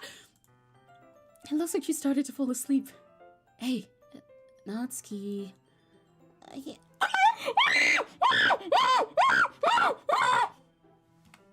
Guys, she's so cute. She's so fucking cute. She's so fucking cute. She's so fucking cute. She's so... Look at her. My fucking DMs to myself on Discord are just screenshots of Natsuki right now. I'm being serious. This makes me feel better about everything we just learned about her abusive dad. It shouldn't, actually. It doesn't make me feel better, but at least it's giving me copium. Yeah? Suddenly, Natsuki collapses straight into me. Hey! Ah! Never mind, I don't feel better. Natsuki? Natsuki! Ah! Oh, jeez. I was just talking about how everything felt good again and I was coping. Okay. She's just having low blood sugar. True. That's right. Yeah, maybe Natsuki just needs a snack. You're not yourself when you're hungry. Have a Snickers, Natsuki. Ah. Once again, I knew that, I knew it would do that, but I thought I'd have more Natsuki time first. It's the moments like this that actually unsettle me most in DDLC. Not the scary things happening like that, especially because, again, you know, like I'm prepared for them, but the quiet after, like this right now. Monika just appearing like this and cutting us out of the scene with no music and everything just stops. It's the same as when we came to school after Sayori killed herself and everything was just dead. I hate that air. I hate this tension in the air. Because most of the other things, although there are definitely secrets and things that I haven't seen in this game yet, because I've only played it a couple times, I think, in the past.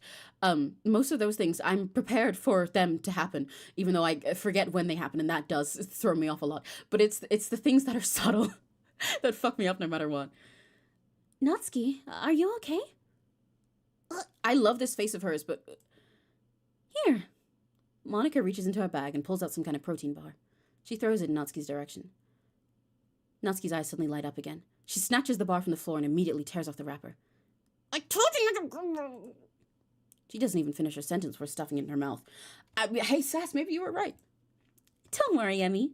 She's fine. It just happens every now and then. That's why I always keep a snack in my bag for her. Anyway, why don't we all share poems now? No, what? No.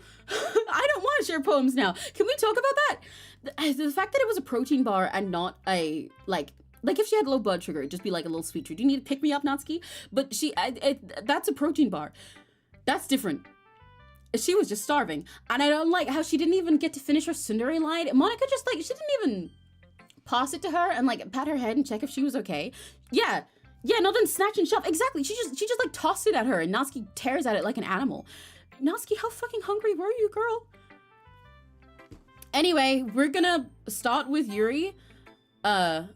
Because Yuri's gonna hate our poems because they're Natsuki ones. She's not gonna hate them, but when I said this last time, like when we were playing Sayori stuff, right? But when you write poems for Sayori, Natsuki and Yuri are both like, they can enjoy them. Maybe they're a little indifferent at most, but they start to like them and start to see your own personal writing style. And you can get along with both of them, and in fact, even get little hints of romance with them. When you're writing specifically for Yuri or for Natsuki, the other one will generally dislike your stuff a lot more, and they will have much shorter conversations with you. Because it's very clear, the girls say this a lot at the start of the game, but it's very clear early on that you're just copying one of them to try and figure out what to do. And so with Natsuki and Yuri, in that case, not only is your writing like not genuine, but it's trying so hard for a style that they don't like, whereas they can see eye to eye eventually, because like, you know, Natsuki sees the value in Yuri's way of writing, and Yuri sees the value in Natsuki, so they're both good writers. They do what they do on purpose. For you don't. So it's just like slop to them. But yeah, we're gonna start with Yuri, and then probably Natsuki, and then Monika. Yuri seems the most experienced, so I should start with her. Yeah, that was the reason. And not me min-maxing. Totally. I can trust her opinion, to be fair.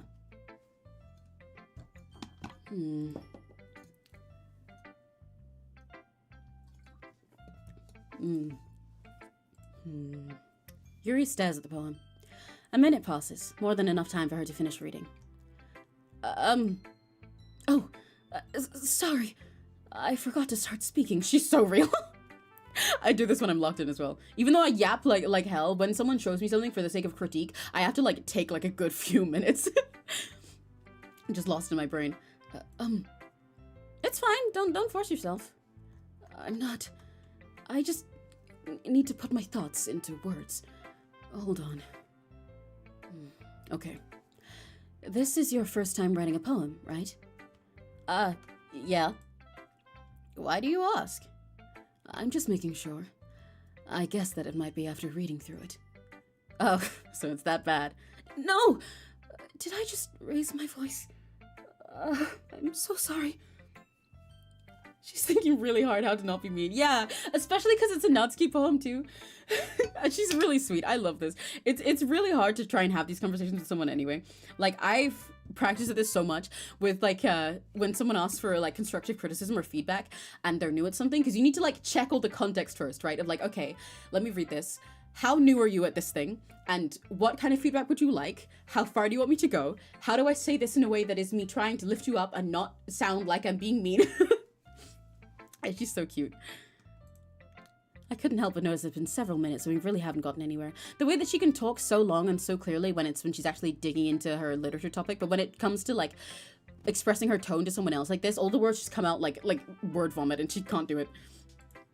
Yeah, it might take Yuri a while to get used to new people. It's fine. I really didn't notice. What were you saying? Right.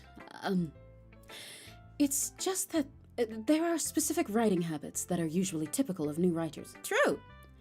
And having been through that myself, I kind of learned to pick up on them. I think the most noticeable thing I recognize in new writers is that they try to make their style very deliberate. In other words, they tend to pick a writing style separate from the topic matter, and they form-fit the two together. She said this last time as well.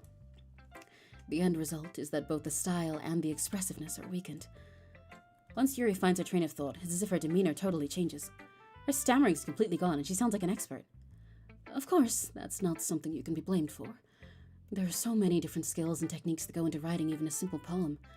Not just finding them and building them, but getting them to work together is probably the most challenging part. It might take you some time, but it all comes with practice, and learning by example, and trying new things. I also hope that everyone else in the club gives you valuable feedback. Natsuki can be a little bit biased, though. Biased? How? Well, never mind. I shouldn't be talking about people like that. Sorry. It's fine. This little laugh she does off the side that's like, don't worry about it. It's so... Like it's not her fully apologetic one. Natsuki and Yuri's relationship is just really interesting to me. I love their beef at the start, and I love the way that it develops later into them understanding each other. Because they really are quite similar people in a lot of ways. They just like in opposite fonts. Which I guess is also true of their poems, huh? Like literally. I'm not sure if Yuri is apologizing to herself, to me, or to Natsuki. Thank God the room is not tilted. Yeah, no, okay. Our room is straight today. I don't think there's anything that's off. I'm gonna sit Vox in this little chair over here. There we go. Do you mind if I read your poem now? Please do. I'd love to share my thought process behind it. Yuri smiles dreamily, as if that's a rare opportunity for her. Her smile is so cute. Her eyes are so pretty like this. Which itself is kind of funny. After all, isn't this supposed to be a literature club? Okay, so this is Ghost Under the Light again, the one that we read in the first day. But I'll read it again. Ghost Under the Light. The tendrils of my hair illuminate beneath the ember glow. Bathing. It must be this one. The last remaining streetlight to have withstood the test of time. The last yet to be replaced by the sickening blue-green hue of the future. I bathe, calm, breathing air of the present but living in the past. The light flickers. I flicker back. I did my analysis of this poem in our first stream, so I will hold myself back from yapping about it today.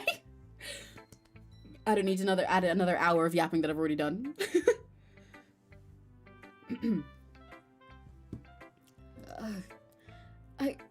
I'm sorry I have such terrible handwriting.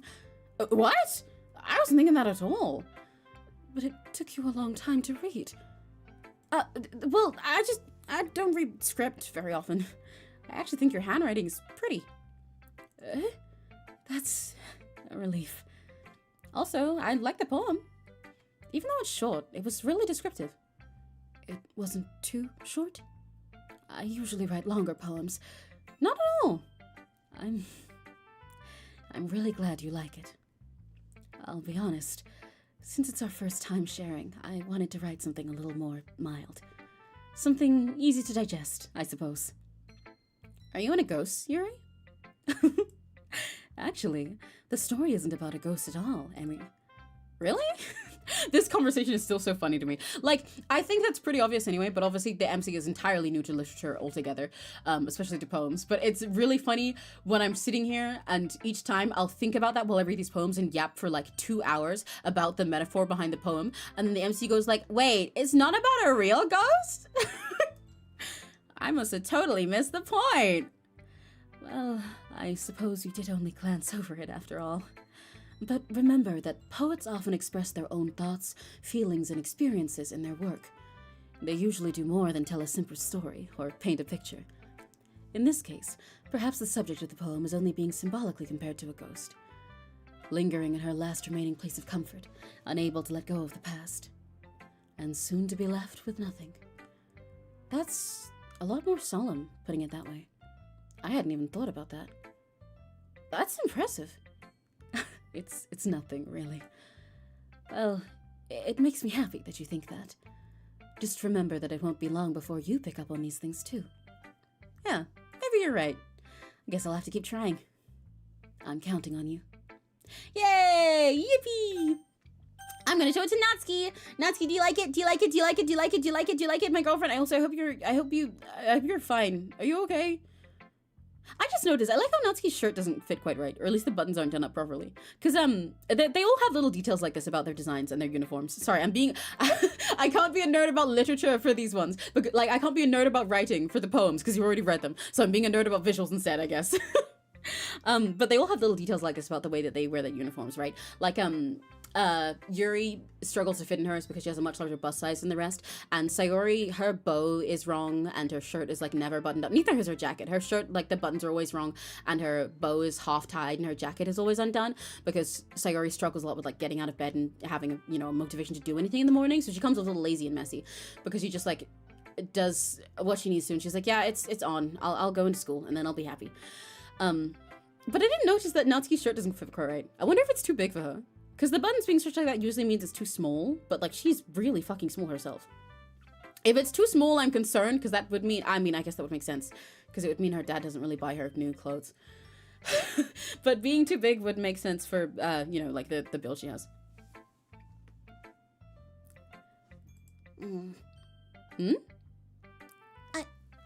Okay, well, let's start with the things I don't like. First of all, Natsuki rereads my poem. Never mind. I don't feel like giving you my opinion. What? Then what's the point of sharing in the first place? I wrote this when I could have been doing other things. This is like her most tsundere moment ever, and I think it's so cute. Like, she's trying so hard not to just gush about it. In fact, remember how I said I wanted to read your poems? That's what I had in mind when writing this. I want to help you feel comfortable enough to share yours. Like Monika said. Well, I would be more comfortable sharing my poem if yours was really bad. You were supposed to show me some dumb poem and make me go, well, it's not that great, but let me show you what a real literature looks like. And you went and ruined it. I hope you're happy. She's so cute. I love her. So, in other words, you're saying you liked it? Natsuki's retort gets caught in her throat. You don't understand anything, do you? I already told you that. You don't have to go announcing it to the world like you're all self-important. Pretty sure you've never actually said that. I say that mostly to myself. Natsuki must really hate me or something. I can't figure out if it's a win or a loss if she liked my poem. I keep thinking the room is tilting. No, yeah, it's like the placebo effect is really bad after you notice it the first time. I should put Volkswagen in the chair again. In any case, you still need to show me yours, right? Fine, I guess. Only because Monika will make me if I don't. Yay! Eagles can fly again. Eagles can fly. Monkeys can climb. Crickets can leap. Horses can race. Owls can seek. Cheetahs can run. Eagles can fly. People can try. But that's about it. I love you, Natsuki, my goat. Again, I won't yap about the poems because I did that before. And I spent like a half hour on each of them last time too. Yeah, I told you that you weren't gonna like it. I like it. What? Just be honest. I am. Why are you so convinced that I wouldn't like it? Well, because everyone in high school thinks that writing has to be all sophisticated and stuff. So people don't even take my writing seriously. But isn't the point of poems for people to express themselves? Your writing style wouldn't make your message any less valid. Yes, exactly! I like it when it's easy to read, but it hits you hard. Like in this poem. Seeing everyone around you do great things can be really disheartening, so I decided to write about it. Yeah, I understand. But the other nice thing about simple writing is that it puts more weight on the wordplay. Like, I set up for a rhyme at the end, but then made it fall flat on purpose. It helps bring out the feeling in that last line. She's so confident now. I love her. So she just needs the validation that she's actually going to be heard, and then that she's so genuine. So you did. I guess more went into it than I realized. That's what it means to be a pro. I'm glad you learned something. Didn't expect that from the youngest one here, did you? Yeah, guess not. I decided to humor her with that last comment. I don't really care how old everyone is, but if Natsuki's feeling proud, then I won't take that away from her. Yay! Monika time! Hi, Emmy. Having a good time so far? Yeah. Good. Glad to hear it. By the way, since you're new and everything, if you ever have any suggestions for the club, like new activities or things we can do better, I'm always listening. Don't be afraid to bring things up, okay? All right, I'll keep that in mind. Of course I'll be afraid to bring things up. Much better off just going with the flow until I'm more settled in. Anyway, want to share your poem with me? It's kind of embarrassing, but I guess I have to. Don't worry, Emmy. We're all a little embarrassed today, you know? But it's that sort of barrier that we'll all learn to get past soon. Yeah, that's true. I had Monika my poem. I like it, Emmy. Really? It's a lot cuter than I expected. Oh, jeez. No. It kind of makes me think of something Natsuki would write. And she's a good writer, too. So take that as a compliment. If you say so. Yep. If you're interested in Natsuki, then always keep a snack on you. Oh. She'll cling to you like a puppy. Natsuki's dad doesn't give her lunch money or leave her any food in the house, so she's in a fussy mood pretty often. Oh! I don't think you should tell me that, Monika. I don't feel like you should dump that on someone. I feel like this is the kind of thing Natsuki should be able to tell me herself, actually. I don't like hearing that from you, especially hearing it from you in the context of trying to rizz her up. That feels a little bit gross. It would mean I learned about her neglectful side. Well, I can straight up say abusive because she said he beat her. Abusive dad from someone else that she didn't Natsuki didn't intend to tell me yet. That I learned about her dad's abuse from somebody else specifically to try and use it to date her. I don't like that. I don't like that. Monika, please don't tell me that. But sometimes she just loses all of her strength and shuts down. Like earlier. This is just a guess, but I think she's so small because her malnutrition is interfering with her adolescence. That's insane! You don't just say that about someone! Monika, I don't think you should just guess that about your friend. Jesus Christ. But hey, some guys are into petite girls too, you know. No, I hate this! Ah! Monika, I feel really icky! Ah! Learning all of this about the extent of someone's abuse, someone who didn't tell me it, specifically to be like, well, some people are into petite girls, right? She'll clean you like a puppy, you can rizz her up. Monika, I don't like it. Oh! Ew. Sorry, just trying to look at the bright side. Anyway, do you want to read my poem now? I don't even get to react. Don't worry, I'm not very good. You sound pretty. We're just not reacting to that. Okay, cool, awesome. Okay, we just don't have a reaction written to that. Awesome, cool. You sound pretty confident for someone who claims to not be very good. Well, that's because I have to sound confident. That doesn't mean I always feel that way, you know? I see. Well, let's read it then. So I couldn't talk about the other two because Ghosts Under the Light and Eagles Can Fly were entirely the same as the first time. This is different. I mean, it's still called Hole in Wool, which is what her first poem was called, but this is not the same writing. It's a continuation. Oh, okay. Hole in Wool. But he wasn't looking at me. Confused, I frantically glanced at my surroundings, but my burned eyes can no longer see color. Are there others in this room? Are they talking? Or are they simply poems on flat sheets of paper? The sound of frantic scrolling playing tricks on my ears. The room begins to crinkle, closing in on me. The air I breathe dissipates before it reaches my lungs. I panic. There must be a way out. It's right there. He's right there. Swallowing my fears, I brandish my pen. I love the writing in this game. Okay, I get to be a nerd again now. I love the writing in this game, and I love Monika's writing, and I love this writing. So, this one is very clearly a continuation of the first one, right? On the first day, when the game was normal, she wrote a poem called Hole in Wool, and I couldn't talk too directly about that one at the time, but it's very clear, especially now, that it was a poem about her realization of her place in the world, or in fact, the fact she's not in it, and what her world is altogether. Because Hole in Wool, the original, I don't have it memorized entirely, but it describes her looking through this hole, you know, looking through a hole in the wall, and suddenly her eyes being burned by something like a reel of film left out in the sun, this meaningless image, these colors scarred into her eyes before, even though she tried to close them. Like, it's the feeling of her realizing something that she shouldn't have, and it's before she can't forget it ever again. She can't go back to being normal. She knows this now. Her brain is burned with concepts that it shouldn't be, beyond her understanding. And now she can never be the same. And she looks again and realizes that it's not that she is looking into a hole. It's that it ends with, I was looking out and he, on the other side, was looking in. So she's talking about us. She's talking about how she looked out from her world into what reality is and was burned with it and realized that we were looking in on her. And that becomes very clear here. Even in the first one, she talks about having like a realization, very Lovecraftian. Yeah, it's horrific and beautiful. I love it. In the first one, she talks about how she had a kind of epiphany recently, and you can apply it to anything beyond her thing about, you know, just that a feeling of realizing something that you shouldn't have, and you can never forget it, and it really changes how you view your life and yourself in the world.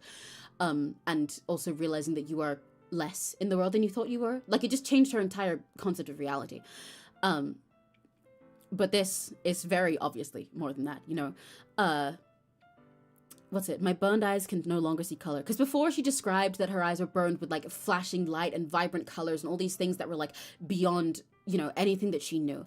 Because if you were just living in a world like this that's scripted and normal, and then suddenly you saw like a fucking new dimension. Like, I mean, I do that, but you know, like a higher plane of existence. It would feel like, you know, it'd feel like you had colors beyond what your eye can see, like beyond the fucking colors we have in the rainbow, even that's not possible to us. You'd have thoughts and feelings beyond what you ever were supposed to have. It's insane. But now it's, my burned eyes can no longer see color. It's not that she's just like stunned by everything else, but that what she had before has become meaningless. Learning meaning beyond what she is means that everything else, this world that she's in, is just empty now. She knows what it is. She knows everything about it. She knows exactly how it all goes. There's like she's alone. She's alone even though there's other people here. And it's so chilling. Are there others in this room? Are they talking? Or are they simply poems on flat sheets of paper? The sound of frantic scrolling playing tricks on my ears. I love that. The way she says the sound of frantic scrolling playing tricks on her ears. Like, it's literally a game that's just whirling along. You know, to write poems and keep up with self. That's just tricking her into thinking that there's other people that are here. That there's something alive with her when there's nothing. Everyone else in this game is not awake to this. She knows exactly how they go. You know, we saw that just now. The others wrote the exact same poem, and they had all these reactions to us that felt like they were genuine moments, but they feel kind of empty, you know? I couldn't do any reaction to Eagles Can Fly or to Ghosts Under the Light, because it's like, I've read that before. I've seen this. I know how this goes. I know how to repeat this game. I'm like, yeah, haha, this line is kind of funny to read again. It's just nothing. And imagine if that was the people that were supposed to be real to you. It's like that same feeling that you get as the player. And I really like how she describes it, because Monika, I said this before, but her writing is very much meant to make you like viscerally feel something. She likes throwing in a lot of like sensations and stuff that sort of clash together and fight as you read them. It's like you physically feel something with Monika's, and I think that's beautiful. Her work is a lot more abstract than the others, because she plays a lot with the spacing of her lines and what words she describes and everything, because also she's, you know, she thinks in a way that's more abstract. She's like the others are two-dimensional things. They are one-dimensional characters in a way, even though they're not one-dimensional in their writing, but you know. But she's like aware, so she thinks in a way that's a lot more abstract than everyone else. And I really like how that feels with her poems, because like you can relate to this because it's the feelings that you were going through. You're kind of in her shoes at the same time, you know? You realizing that you're looking in on a world that doesn't exist is the same as her realizing that she's looking out on one that does. And I love it. I love it. I love it. Playing tricks on her ears, the way that this game plays tricks on your fucking heart into thinking you're having a little genuine moment when you know that you've just repeated this before. The room begins to crinkle, closing in on me. The air I breathe dissipates before it reaches my lungs. I panic. There must be a way out. It's right there. He's right there. We're right there. Swallowing my fears, I brandish my pen, which is what she did here, I guess. She swallowed, because we read that one note from her as well. This is less of a poetry analysis and more just about Monika's character, to be honest. Usually these are about my poem writing styles, but because we read that one note from her last time as well, or at least it seemed like it was from her, after deleting Sayori, where it talked about the process of deleting her and if that would mess everything up. Because it feels like brandishing her pen here is for this poem, because it's, you know, under the same name, but then still writing something different. Almost like, I guess, the game was coded to have hole in wool here, but it doesn't necessarily know what it's going to say. Hole in changes, hello, yeah, she writes a different hole in wool now. A continuation of the last one. I can read it again if you want from just getting here. What was I going to say? But also for, you know, like her brandishing her pen to rewrite this world itself and the way it works. She wants out. She wants anything. Her entire world that she knew is empty. Everything else hurts because it is so much more information than she's supposed to have. It's beyond her understanding. It's burned and it's ruined everything she has. Because Natsuki and Yuri and Sayori and her are just like, it's just a colorless world. It's just script. It's just lines of code to her. I love her. Yeah, I love Monika. I love Monika. I think this makes it so clear as well that a lot of people misunderstand her as just being an asshole. Like, I was talking a second ago about this stuff she said about Natsuki that she really shouldn't have said. She really shouldn't have said. And also, I would rather hear it from Natsuki at least. Fucking insane. I feel really gross about it. But she's also, it's not like she does that just because she's an asshole. She's, like, everything about this is painful. She's going through something horrific and she just wants out. I love her. I love her so much. I love her so much. I, once again, really love the spacing of her lines as well. The way that, like, you know, she has, like, the room begins to crinkle, closing in on me. And then these lines are all shoved together. Like, I panic. There must be a way out. It's right there. He's right there. More repetition that wasn't in the stuff before. So you can feel it with her. And also, even saying the room begins to crinkle. It's not like, usually when people describe a room closing in on them, it's like stone walls, like in a movie or something, right? Or like they're drowning. But it begins to crinkle, makes it feel so pathetic. Again, like, it's literally just a piece of paper. It's just a poem. This is just a written thing. It's a piece of writing. It's not like the room is closing in on her because it's like, it's like crushing her, or she's being hurt, or like swallowed by something huge and monstrous. It's crinkling, like it's falling apart, like it's just a piece of paper and she's going to be discarded. The air I breathe isn't, it's stolen from her, it just dissipates, it's just gone. Everything is nothing. Ah, I love her. See, but Natsuki's better. No, based, I love Natsuki as well. But God, yeah, okay, I'll read the poem one more time before we go on, as I usually do. Hole in wool. But he wasn't looking at me. Confused, I frantically glanced at my surroundings, but my burned eyes can no longer see color. Are there others in this room? Are they talking? Or are they simply poems on flat sheets of paper? The sound of frantic scrolling playing tricks on my ears. The room begins to crinkle, closing in on me. The air I breathe dissipates before it reaches my lungs. I panic. There must be a way out. It's right there. He's right there. Swallowing my fears, I brandished my pen. I only just processed as well that this fucking part, he wasn't looking at me, isn't even just about us looking past her at, like, you know, something beyond her while she's having this realization. Because on one hand, it feels like, you know, her having the realization that she's looking out onto a real world and we're a player. But we don't realize that at first, right? Everything that she's thinking. We still see her just as one of the others. But our attention isn't at her. We don't get to date her. We don't get to write poems to her. We're focused on everything else. But everything else to her is just, like, not a person. She's like, there's no one here. Like, I can't confide in anyone, so it's like you're looking at anyone else. I'm screaming for help and you're not seeing me. All we're focused on is dating our cute girl. So, of course, she brandishes her pen and tries to do something because there's nothing else here. She needs something. I love her. So, what do you think? It's very freeform, if that's what you call it. Yeah, she's the tutorial character. She's literally a supporting character. And yet she's the one who's having these realizations, these epiphanies beyond the entire, like, foundation of her universe. Been yelling for help, and she has. It's very freeform, if that's what you call it. Sorry, I'm not really the right person to ask for feedback. It's okay. Yeah, that kind of style has gotten pretty popular nowadays. That is, a lot of poems have been putting emphasis on the timing between words and lines. She said this last time too. When performed out loud, it can be really powerful. What was the inspiration behind this one? Well, I'm not sure if I know how to put it. I guess you could say that I had some kind of epiphany recently. It's been influencing my poems a bit. This is also what she said last time. An epiphany? I don't know why, but MC just pissed me off. No, I know why he pisses you off. He pisses me off as well, but it's, like, purposeful, and I think it's really cool. But I'll yap about it more in a sec. That's what I was talking about at the start of the stream, actually. Yeah, something like that. I'm kind of nervous to talk about deep stuff like that, because it's kind of coming on strongly. Maybe after everyone is better friends with each other. This is insane, by the way. That, like, girl saying, like, oh, I'm nervous to talk about deep stuff because it comes on a little strong after she just told me where is it? I'm kind of nervous to talk about deep stuff until we become closer friends because, you know, like, that's coming on strongly. But 2 seconds ago, she said Nazi's dad doesn't give her lunch money or leave her any food. But sometimes she loses all of her strength and shuts down. This is a guess, but I think she's so small because her malnutrition is interfering with her growth. MT just fucking dumb. Yeah, no, exactly. But okay, I'll get about it now. But I said this last stream and also earlier. But I think it's really interesting how fucking dumb the MC is in a way that, like, hurts and frustrates you, and it's really purposeful because it separates you from the character. Like, when you're just starting, especially if you're, like, a normal person who isn't into literature, you know, because, like, I feel extra separate from the MC all the time because I yap all of my stuff about poetry, and then the MC goes, I don't know what those words meant. But that's also because, you know, in any game like this, the MC is just meant to be a blank slate of a person that is a normal guy, little normie, a little out of place, so the girls can teach you stuff and you can get along with them as you figure out what they like and how to write for them, right? So a lot of people play this game. The MC is just like them initially. But as everything gets bigger, like with Sayori's situation before, where she became like a really real person level of depressed beyond what the MC can understand. The MC is still just being a main character. He's just written the same as everyone else is, you know? It's like, it's not you. It's just a script. The MC is just a piece of script, just like the others. And so the MC is responding in these ways that would work if he was in a normal romance game where the character just maybe got a little bit sad and you could fix them. But Sayori can't, because her feelings are way bigger than that and way realer than that, so all it does is make it worse.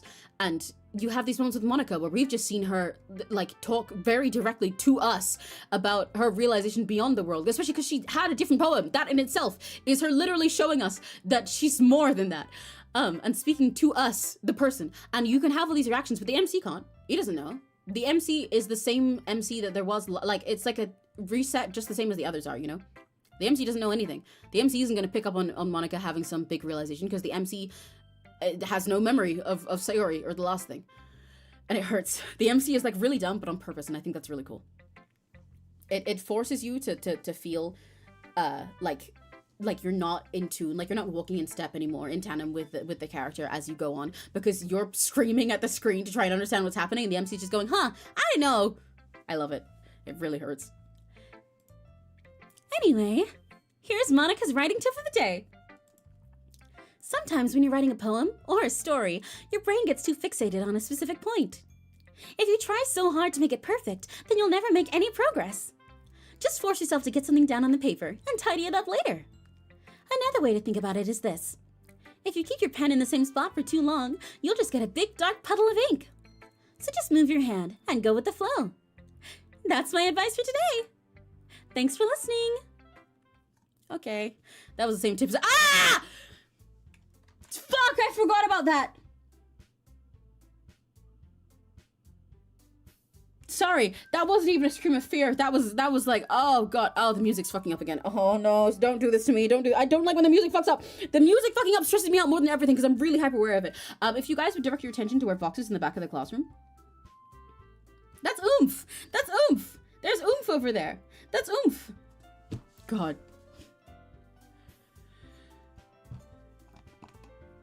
If you would look over here, there might be a familiar image. Would you like me to zoom in a little bit? There's memories from last time. There's something wonderfully nostalgic there. There's something wonderfully nostalgic and lovely there. Hey. The music only fucked up for like 2 seconds, and I kind of hate that even more than how it was earlier. Because before, it kept changing back and forth, and I was stressed the whole time, but the fact that it only went up for like 2 seconds there is throwing me off, because then it makes me think I imagined it, and I don't, it's like a fake out. Yeah. I guess that's everyone. Yeah, it is everyone, because look what happened to the last person who's supposed to be the last one that I've shared my poems with. I glance around the room. That was a little more stressful than I anticipated. It's as if everyone is judging me for my mediocre writing abilities. Even if they're just being nice, there's no way my poems can stand up to theirs. This is a literature club, after all. I sigh. I guess it's what I ended up getting myself into. Across the room, Monika is writing something in her notebook. My eyes land on Yuri and 𝘆cie. They gingerly exchange sheets of paper, sharing their respective poems. As they read in tandem, I watch each of their expressions change. 𝘆cie's eyebrows furrow in frustration. Meanwhile, Yuri smiles sadly. What's with this language? Did you say something? Oh, it's nothing. 𝘆cie dismissively returns the poem to the desk with one hand. I guess you could say it's fancy. Thanks. Yours is cute. Cute? Did you completely miss the symbolism or something? It's clearly about the feeling of giving up. How can that be cute? I know that. I just meant the language, I guess. I was trying to say something nice. Huh? You mean you have to try that hard to come up with something nice to say? Thanks, but it really didn't come out nice at all. Well, I do have a couple suggestions. If I was looking for suggestions, I would have asked someone who actually liked it. Which people did, by the way. Monika liked it, and Emmy did too. So based on that, I'll gladly give you some suggestions of my own. First of all... Excuse me. I appreciate the offer, but I've spent a long time establishing my writing style. I don't expect it to change anytime soon, unless of course I come across something particularly inspiring. Which I haven't yet. And Emmy liked my poem too, you know. He even told me he was impressed by it. 𝘆cie suddenly stands up. Oh, I didn't realize you were so invested in trying to impress our new member, Yuri. 𝘆cie canon, so true. I love this little fight compared to how they end up later. Like they really struggle with getting along at first, but like they're so silly because they're like compensating so hard. But Especially when you play Sayori's and seeing them bond at the end like they did last time. They're like just kind of both sin about each other. They need someone to break the ice between them and then they'll realize that they're really similar. They're just both too on guard all the time because everyone's like, they're usually not heard out at all in their weird little things and their habits and their taste by anybody. So they're immediately on defensive with someone who's the opposite. They're so cute. That's not what you're just... Yuri stands up as well. Maybe you're just jealous that Emmy appreciates my advice more than he appreciated yours. And how did you know he didn't appreciate my advice more? Are you that full of yourself? No. If I was full of myself, I would deliberately go out of my way to make everything I do overly cutesy. Ugh! Well, you know what? I was the one whose boobs magically grew a size bigger as soon as Emmy started showing up. Natsuki! Natsuki, that's a little... This doesn't involve you! Taking out your own insecurities on others like that... You really act as young as you look, Natsuki. Me? Look who's talking, you wanna be edgy bitch! Oh my god, edgy? Sorry that my lifestyle is too much for someone of your mental age to comprehend. See? Just saying that proves my point. Most people learn to get over themselves after they graduate middle school, you know. If you want to prove anything, then stop harassing others with your sickening attitude. You think you can counterbalance your toxic personality just by dressing and acting cute? The only cute thing about you is how hard you try. Whoa, be careful. You might cut yourself on that edge, Yuri. Oh, my bad. You already do, don't you? Did you just accuse me of cutting myself? What the fuck is wrong with your head? Yeah, go on. Let Emmy hear everything you really think. I'm sure he'll be head over heels for you after this.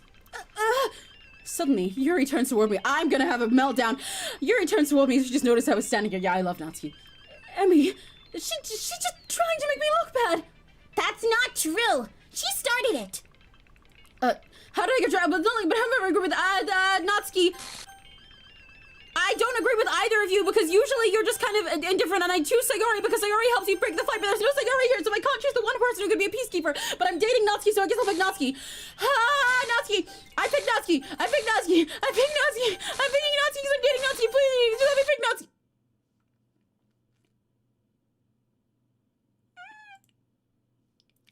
Girl? I can't click. Girl, please move out my way.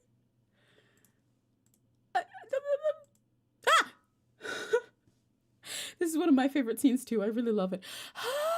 You know what I said about how they can't function without Sayori? It's crazy how fucking obscene their speech is this time. Because last time they were just like, oh yeah, well your boobs got bigger because you want to impress him, and she was like, well you're cute, Natsuki, and they were like, what? That's embarrassing. And Sayori told them to calm down and appreciate each other, and they did, because Sayori is a really great peacemaker. Hey Monika, hi.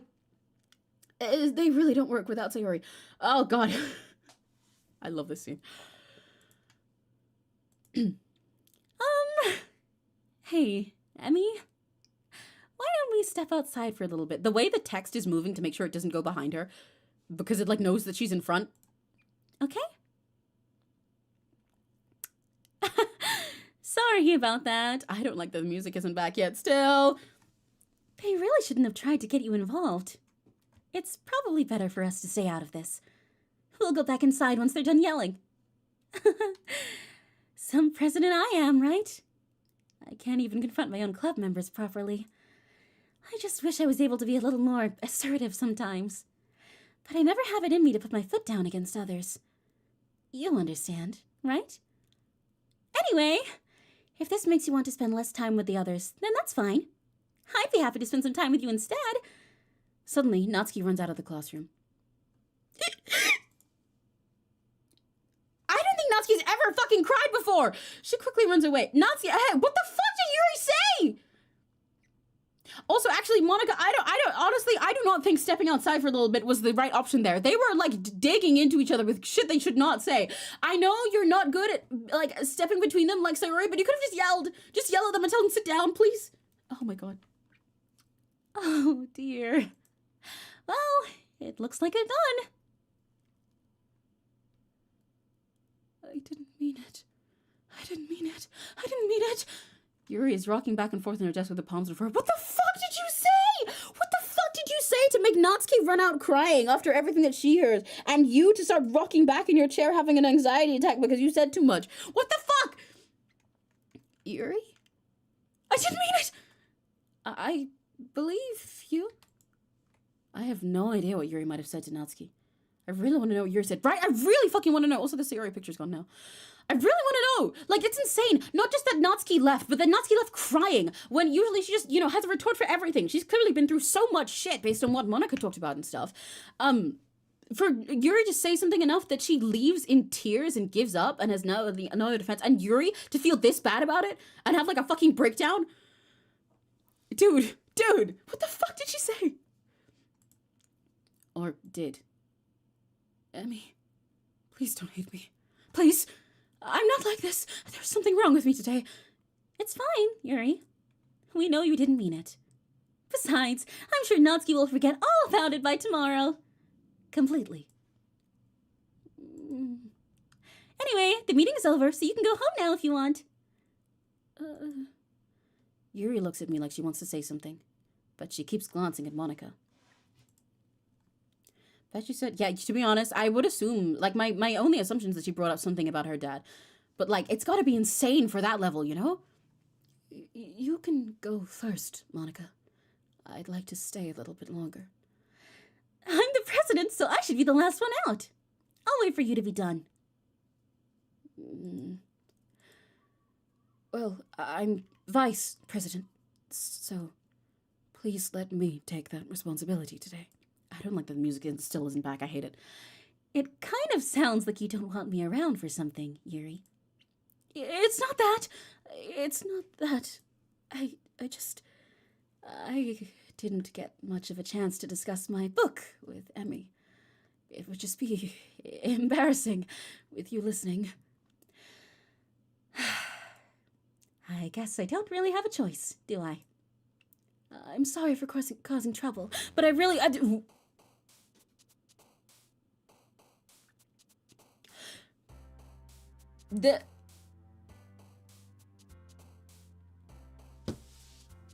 Okay, cool.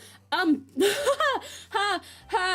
usually end before we go to another poem, but I think I'll do this one first because first of all, and that one like really fast, especially because I also started stream like 20 minutes late properly because of the thing. But before we write this poem, actually, I'm gonna go pee really quick.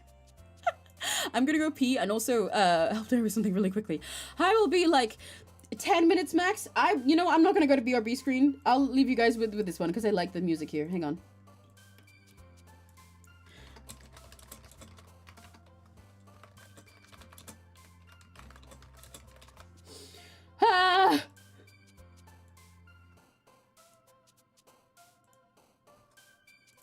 There we go. I will be right back. Write poems amongst yourselves, guys. In fact, while I'm gone, your BRB question is, again, what if I was a DDLC character, what words do you think there would be for, like, Emmy poems? Like, what words in this minigame do you think there would be to make an Emmy poem? I'll be right back.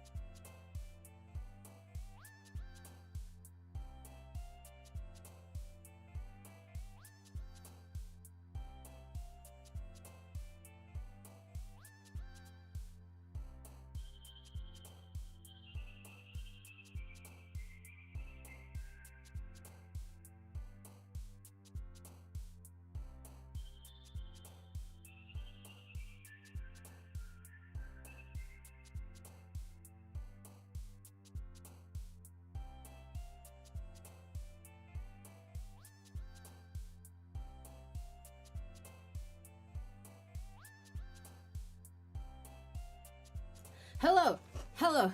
Hello. Hello. I'm alive. I'm back. I made it out. I made it out alive. I know that's surprising. You probably thought I'd die in there, but I did it. I survived. I'm crazy. I'm so strong. Okay.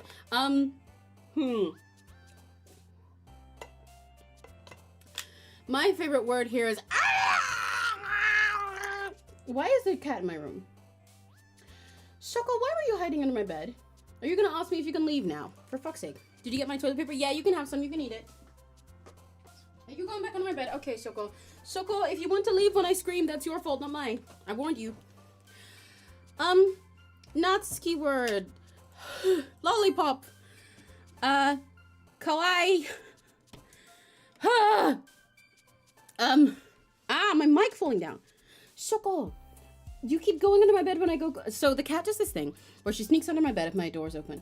But then when it's loud in here, she doesn't like to stay in here. So she'll come out to ask me to open the door. But if I come close, she thinks I'm gonna get her. So she goes back under my bed. And then we do this on loop for ages. Now she's trying to get out. 𝘆cie𝗂𝗿, will you let me let you out? 𝘆cie𝗂𝗿, look, I'm gonna open the door. Stop going under the fucking bed. I'm trying to let you out. Okay, there we go. Oh my god. Go. Okay. Anyway. Fireworks would work here, but I think marshmallow is the most 𝘆cie word. Nature law, fresh, shiny, a bee, bubble, smile, silk, fluffy. DOKI DOKI. Jump. Pout. I'm ignoring that. Party. Bunny. Cute. I'm so stressed. Hot. Key. Friends. Candy. Yay. Play. And these old nice, silly, happy words. Yay. She did in fact jump. I don't like that word being there. Scut. Games. Silly. Hop. Cheer. Yay. Okay, we're good. Okay. Another day passes and it's time for the club meeting already. I've gotten a little more comfortable here over the past couple days. Entering the club room, the usual scene greets me. Welcome back, Emmy. Oh, hi, Yuri. I'm not sure if it's me or if it's Yuri's expression, but the weight of yesterday's quarrel still hangs in the air a little. Yeah, I know. I still want to know what the fuck Yuri could have possibly said or done. Oh, my BRB thing is still up. Thank you for telling me. I still want to know what the fuck Yuri could possibly have said or done to give 𝘆cie a reaction like that and then also send herself spiraling. You know, for 𝘆cie, we are. I love 𝘆cie, my best girl. Yuri glances over her shoulder, looking around the room. 𝘆cie is reading manga at a desk. And surprisingly, Monika isn't here yet. She keeps being absent lately, and I don't like it. Suddenly, Yuri takes my arm and pulls me to the corner of the room. About yesterday. I really need to apologize. Nothing like that has ever happened before. And something just came over me, I guess. I wasn't acting mentally sound. Please don't think we're usually like this. Not just me, but 𝘆cie as well. Yuri, I'm happy that you were considerate and apologized. You don't have to worry too much. Even though I've only been here a couple days, I could tell something was off yesterday. Maybe we were just a little extra sensitive because it was our first time sharing poems. But whatever it was, it didn't make me think any less of you. I had already decided there's no way you could be a bad person. Now that you're apologizing, I know you really didn't mean it. Emmy, don't say those kinds of things so frankly. They make me a little too happy. I'm really glad that you're such an understanding person. And I'm really glad that you joined this club. The voice acting, thank you, I'm glad you like it. Everything is a little bit brighter with you around and... sorry, what am I saying right now? Hey, have you guys seen Monika? No, I haven't. I was also kind of wondering where she was. Man. Yuri, I'm guessing you haven't either. Yuri is clearly taken aback by how calmly 𝘆cie is addressing her. I guess Monika did say she'd forget all about it by tomorrow, completely. No, I haven't. Jeez, this isn't like her at all. I know it's stupid, but I can't help but worry a little bit. I pointed this out actually. I pointed this out in one of our first streams of this game. I don't remember which one, but before when we were talking about Natsuki, I think it was while reading Amy Likes Spiders, and also for Beach. But like Natsuki's so considerate. She seems like she's not because, you know, she's like so heavily tsundere. But most of that isn't just that she's like a little tsun, but it's that she's defensive because she's got her guard up all the time because people are always like inconsiderate towards her. And people just like, you know, dismiss all the things that she's into and the things that she thinks. So she always comes off like extra strong because she just always has to be on the defense. But she's actually such a thoughtful person. Like, you know, the way she made cupcakes for you and when you make them with everyone, she like makes them all in different colors so that people can pick whatever they like and stuff. And tries to think of a way to make it really interesting for everybody and for anyone who's there to be able to enjoy something. And in this case, you know, she's not just like going, man, where the fuck is Monika? She's supposed to be our leader. She's thinking like, I'm kind of worried because Monika's not usually late. I'm like, you know, I'm worried about her. She thinks so much about other people. I love it. You know how much I love Natsuki? I literally decorated my phone with her. Good. Best girl. I love her. What? Why are you looking at me like that? Natsuki, about yesterday. I just wanted to apologize. I promise I didn't mean any of the things I said, and I'll do my best to stay under control from now on. So... Yuri, what the heck are you talking about? Did you do something yesterday? Jeez. Whatever's in your mind, I'm sure it was nothing. I don't even remember anything bad happening. You're the kind of person who worries too much about the little things, aren't you? But... I'll accept your apology anyway, if it helps you feel I can't speak. I'll accept your apology anyway, if it helps you feel better about it. Besides, it's kind of nice to hear, since I was always afraid you secretly hated me or something like that. No, not at all. I don't hate you. Well, you're kind of weird, but I don't hate you either. Natsuki turns to me. You're still on trial, though. Hey! Suddenly, the door swings open. Sorry! I'm super sorry! Oh, there you are. I didn't mean to be late. I hope you guys weren't worried or anything. Nah, well, Natsuki was. I was not? What took you so long anyway? Is it your first time playing it? No, it's not. You can actually see that in the little pinned comment above. I've played DDLC before. I was very fixated on DDLC back when it first came out. So I played it a couple times back then, and I've been a big fan since. But I haven't played it in a long time, which is why I'm replaying it again now. But I think it's the first time for a handful of people that have been watching, though. Apparently, Rekigachis. But yeah, so it's not my first time, but please avoid spoiling anything directly because I want other people to be able to have the first full experience, you know? Well, my last period today was Study hall. She said that last time when she was weirdly late as well. To be honest, I kind of just lost track of time. That makes no sense, though. You would have heard the bell ring at least. I must not have heard it, since I was practicing piano. Piano? I wasn't aware you played music as well, Monika. Don't give me more credit than I deserve. I guess I've been practicing for a while, but I'm still not really good yet. Still, that must require a lot of dedication. So, I'm still impressed. Well, thanks, Yuri. You should play something for us sometime. That's... Monika looks at me. Well, I am working on writing a song, but it's not quite done yet. Maybe once I get a little bit better, I will. That sounds cool. I look forward to it. Is that so? In that case, I won't let you down, Emmy. Monika smiles. The way that everyone else disappears, even though we're in a group conversation right now. Even the fact that she said she won't let us down when Natsuki was the one who brought it up, and everyone else is gone. Monika smiles sweetly. I didn't mean any pressure or anything like that. Spoiler, I love Natsuki. Real. Don't worry. I was hoping that I could share it with you anyway. I guess that's why I've been practicing so much recently. I see. I'm not sure if Monika was referring to the whole club or just me. In that case, best of luck. Thanks! So, I didn't miss anything, did I? No, not really. I choose not to bring up anything that the three of us just talked about. Besides, Natsuki's already run off into the closet. Emmy, Since your compliments put me in a good mood, I feel like Yuri would normally never say something that bold about the way that she feels. I was wondering if you would like to spend some time together today. I mean, in the club. I suppose so. I don't think I could say no to you after you gave that book to me.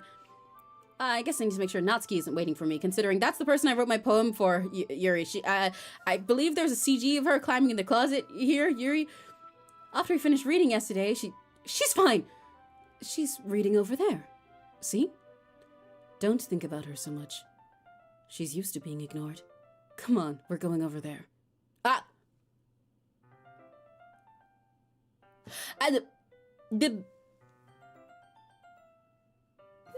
Okay, yeah, sure. I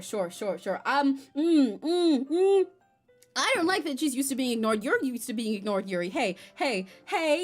Okay, what's the story about anyways?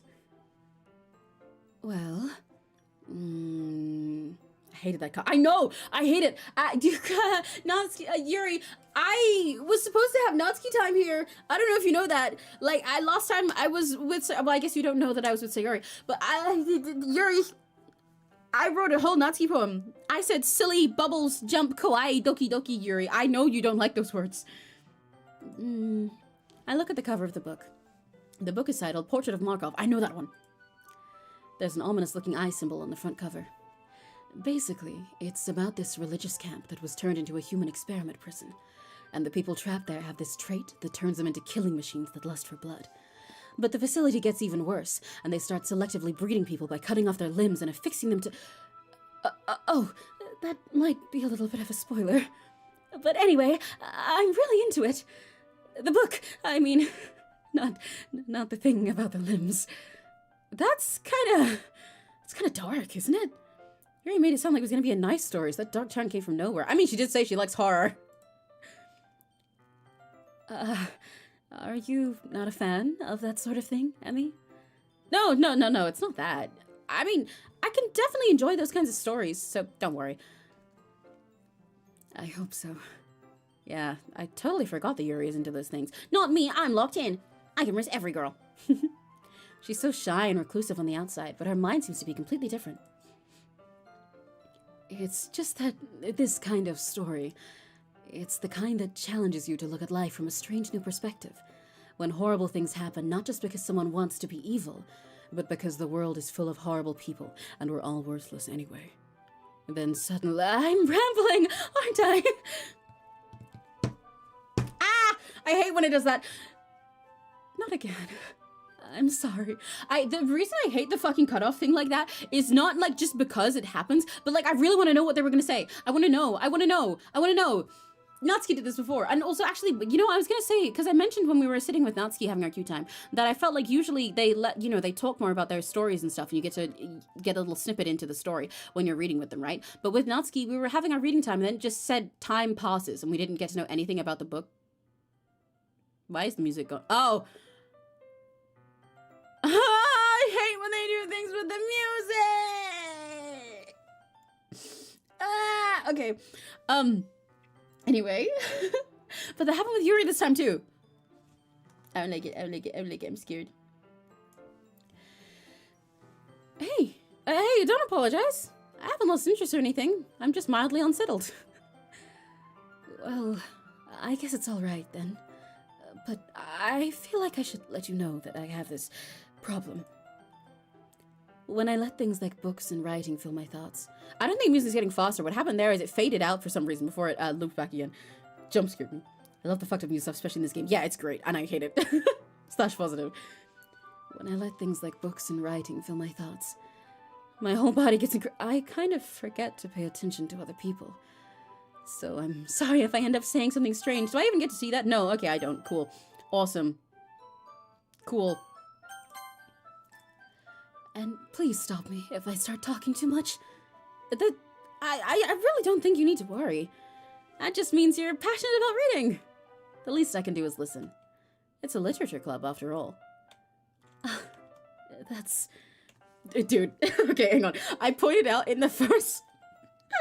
in our first stream, that you can tell when a writer gets a lot of their inspiration from watching subbed anime by the amount that they use that's ... because it's like not something you really naturally use in English, or at least in the way that people use it in anime stuff, but it's based on, you know, like a little speech filler that you'll say in Japanese.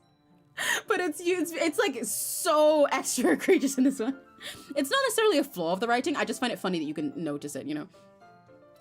Well, that's true. Because I can only voice the fucking phrase, that's ... in so many ways. I just got a Steam achievement or notification, and I don't know which one it was because I wasn't looking. In fact, I might as well get started reading it, right? Ah! Okay, I actually got scared that time. I think they tried to make this very anime in that aspect. Yeah, no, yeah, they do overall, but the amount that they use it is also clear of their own inspirations. Okay, yeah, that one actually fucked me up because I heard it in my headphones before I actually processed it on her, and that threw me off. I didn't like that little glitch. It was like really sharp in my headphones. Yes. I mean, you don't have to, but what are you saying? Let me just get the book. It's fading out again. I don't like it. Please don't jump back to the music being sudden again. Oh, it's gone. I quickly retrieved the book that I had put into my bag. Why is the music gone? Why is the... All right, it's fine if I sit here, right? I slip into the seat next to Yuri's. Yeah. Are you sure? You seem a little apprehensive. That's... Oh my god, dude. Yuri, please stop saying that. I'm sorry. It's not that I don't want you to. It's just something I'm not very used to. That is, reading in company with someone. I see. Well, just tell me if I end up distracting you or something. All right. I open the book and start the prologue. I soon understand what Yuri means about reading in company. It's as if I can feel her presence over my shoulder as I read. It's not a particularly bad thing. Maybe a little distracting, but the feeling is somewhat comforting. Yuri is in the corner of my eye. I realize that she's not actually looking at her own book. I glance over. It looks like she's reading from my book instead. Sorry, I was just bathing in the feeling of your butt. Ah-ha! Yuri, you really apologize a lot, don't you? Ha ha ha. You know what? I mean, shit, if you want to bathe in the feeling of my body heat, that's fine. Just tell me first. I do? Did that one get... No, okay, that one could... Because when she rambled before, the text stayed in the history, but it didn't this time, and I don't like it. I do? I don't really mean to. I'm putting Fox back on the seat again. He's going to be my emotional support. I don't really mean to. Sorry. I mean...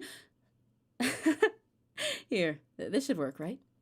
I slide my desk until it's up against Yuri's, then hold my book more between the two of them. I suppose so. Yuri timidly closes her own copy. Once we each lean in a little bit, our shoulders are almost touching. It feels like my left arm is in the way, so instead I use my right hand to hold the book open. I guess that makes it kind of difficult to turn the page. No, there's no arm in the closet. That's just a line. It's just a book in the back. Here. Yeah, okay, so we're getting the Yuri CG instead of the Natsuki one. Okay. Hey girl, I was trying to have a moment with the Natsuki today, but anyway, Yuri's really pretty. She's so gorgeous in this CG. She's really fucking pretty. I love this one. This is also my favorite of hers. Her other one with the chocolate is really pretty too, but this one, she's just like so pretty. The way her eyes look here, I love the coloring for them. Yuri takes her left arm and holds the left side of the book between her thumb and forefinger. I do the same with my right arm, on the right side of the book. That way, I turn a page, and Yuri slides it under her thumb after it flips to her side. But in holding it like this, we're huddled even closer together than before. It's actually kind of distracting me. It's as if I can feel the warmth of Yuri's face, and she's in the corner of my vision. Are you ready? Huh? To turn the page. Oh, sorry. I think I got a bit distracted for a second. I glance over. She's so pretty. I glance over at Yuri's face again, and our eyes meet. I don't know if I'll be able to keep up with her. That's okay. You're not as used to reading, right? I don't mind being patient if it takes you a little bit longer. It's probably the least I can do, since you've been so patient with me. Yeah, thanks. We continue reading. Whose white-ass hand is this? Whose white-ass hand is this? That's not mine. Yuri no longer asks me if I'm ready to turn the page. Instead, I just assume that she finishes the page before me, so I turn it by my own volition. We continue the first chapter in silence. Even so, turning each page almost feels like an intimate exchange. My thumb gently letting go of the page, letting it flutter over to her side as she catches it under her own thumb. Hey, Yuri, this might be a silly thought, but the main character kind of reminds me of you a little bit. No, I don't relate to this character at all. Definitely not. Really? I was just thinking the way she second guesses the things she says and all that. That's what you were talking about. Sorry, I thought you meant something else about her. Something else? Never mind. We didn't even get that far yet, so I don't know why that came into my head. Yuri, are you feeling all right there, girl? Yuri's been a little fidgety ever since we started reading. Are you okay, Queen? You can rest if you're feeling sick or something. Please don't turn out to pass out like Natsuki. Your breathing is a little... My breathing? Yuri puts her hands on her chest as if to feel her heartbeat. I didn't even notice. Anyway, I'm fine. I just need some water. All right, don't push yourself. Yuri stands up and practically rushes out of the classroom. What on earth was that about? I really don't like that the music still isn't back yet. Can I have that back? Monika, can you please give me music back? I'm really uncomfortable. Emmy? Did something happen just now? Eh? I have no idea. Yuri was acting a little strange, I guess. So you don't know anything? Sorry, I can't say I do. Are you worried about her? Oh, no, not really. I was just making sure that you didn't do anything to her. No, nothing. What the fuck? Don't worry. I believe you, silly. Yuri just does this sometimes, so it's nothing alarming. All right, if you say so. Anyway, why don't we start with sharing our poems with each other? Eh? Shouldn't we wait for Yuri? Well, she might be a while, so I just figured we'd get started without her. Is that okay? Yeah, I was just asking. I stand up. I make a mental note of where I left off in the book, then slip it back into my bag. Oh! Okay. Also, I kind of want to know how to get this reaction or whatever it's called, so in the future I can make vids like this. I am a PNG tuber. It's like a VTuber, but, I mean, it is a VTuber, because I'm a virtual YouTuber. But that's the name people use when they're specifically just like an image like this, rather than a live 2D model. I just drew it myself. I wanted you guys to see myself in my art style, so I just drew me. In which case, the easy way to do it is you just draw your little self in any way, and then make the eyes and mouth separate layers. You can draw a closed version and of your eyes and a closed version of your mouth. And then you can use software like VidoTube, or I use PNG Tube Remix in order to put them together and make a little model that you can press buttons to change, like, your face and stuff like that. So that's what I do. But you can also buy PNG Tuber models. Basically, just look up PNG Tuber on YouTube and you'll find a lot of info about it. I need to stop sometime soon, so I might stop before we share our poems here, actually. Because usually I stop before we get to our next poem, but this might be where we're up to. I'll try to talk to Natsuki first. Well, it's not terrible, but it's pretty disappointing after your last one. And again, if this one is as good as your last one, I'd be completely pissed. Girl, I wrote a poem for you! Why is it worse? Well, I guess I'm gonna try something a little different this time. No, I didn't try anything different! I wrote a poem for you! Fair enough. You're still new to this, so I wouldn't expect you to find your style right away. I mean, everyone in the club writes really differently from each other. Maybe you'll find a little influence from all of us. For instance, I noticed that you were spending some time with Yuri today. Not that I care who you spend your time with. After all, I was taught never to expect anything from anybody. Oh. So it's not like I was waiting for you or anything. Still, you should at least look over my poem. You'll probably be able to learn something from it. Dude, the way my face dropped right now. I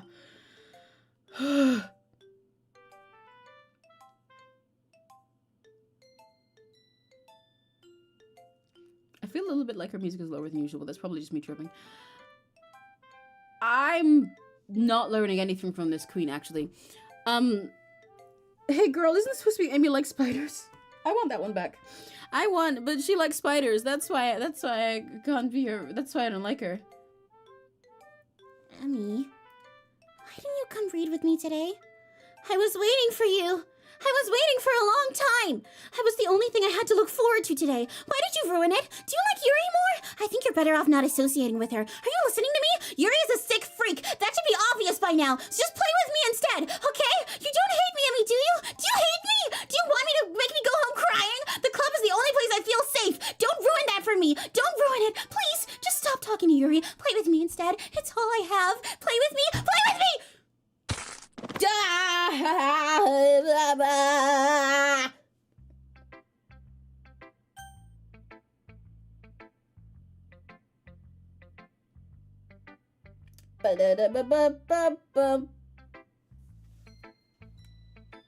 Has the Sayori thing happened yet? That happened last stream, bestie.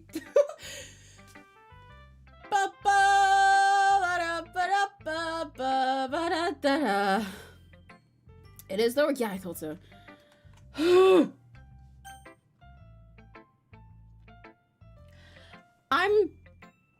Yeah, I knew it was coming as well. I've played this game before, but it still catches me. I'm gonna show it to Monika, and then I think we'll wrap up for today. Hi, Queen. Hi again, Emmy. How's the writing going? All right, I guess. Aside from 𝘆cie, yeah. I'll take that. As long as it's not going bad. I'm happy that you're applying yourself. Maybe soon you'll come up with a masterpiece. The text didn't do its loading animation there. It just jump from. There's so many tiny little edits that really throw you off in the slightest little ways, and I think it's really cool. I wouldn't count on that. You never know. Want to share what you wrote for today? Sure. Here you go. I give my poem to Monika. You know, I think it's worth noting as well that for every other character, when you go to share your poem, that it cuts to them already reading it and about to give you their feedback. But with Monika, she stops first and says hi to you and talks to you and then asks for your poem. Even before, even when Sayori was here. All right.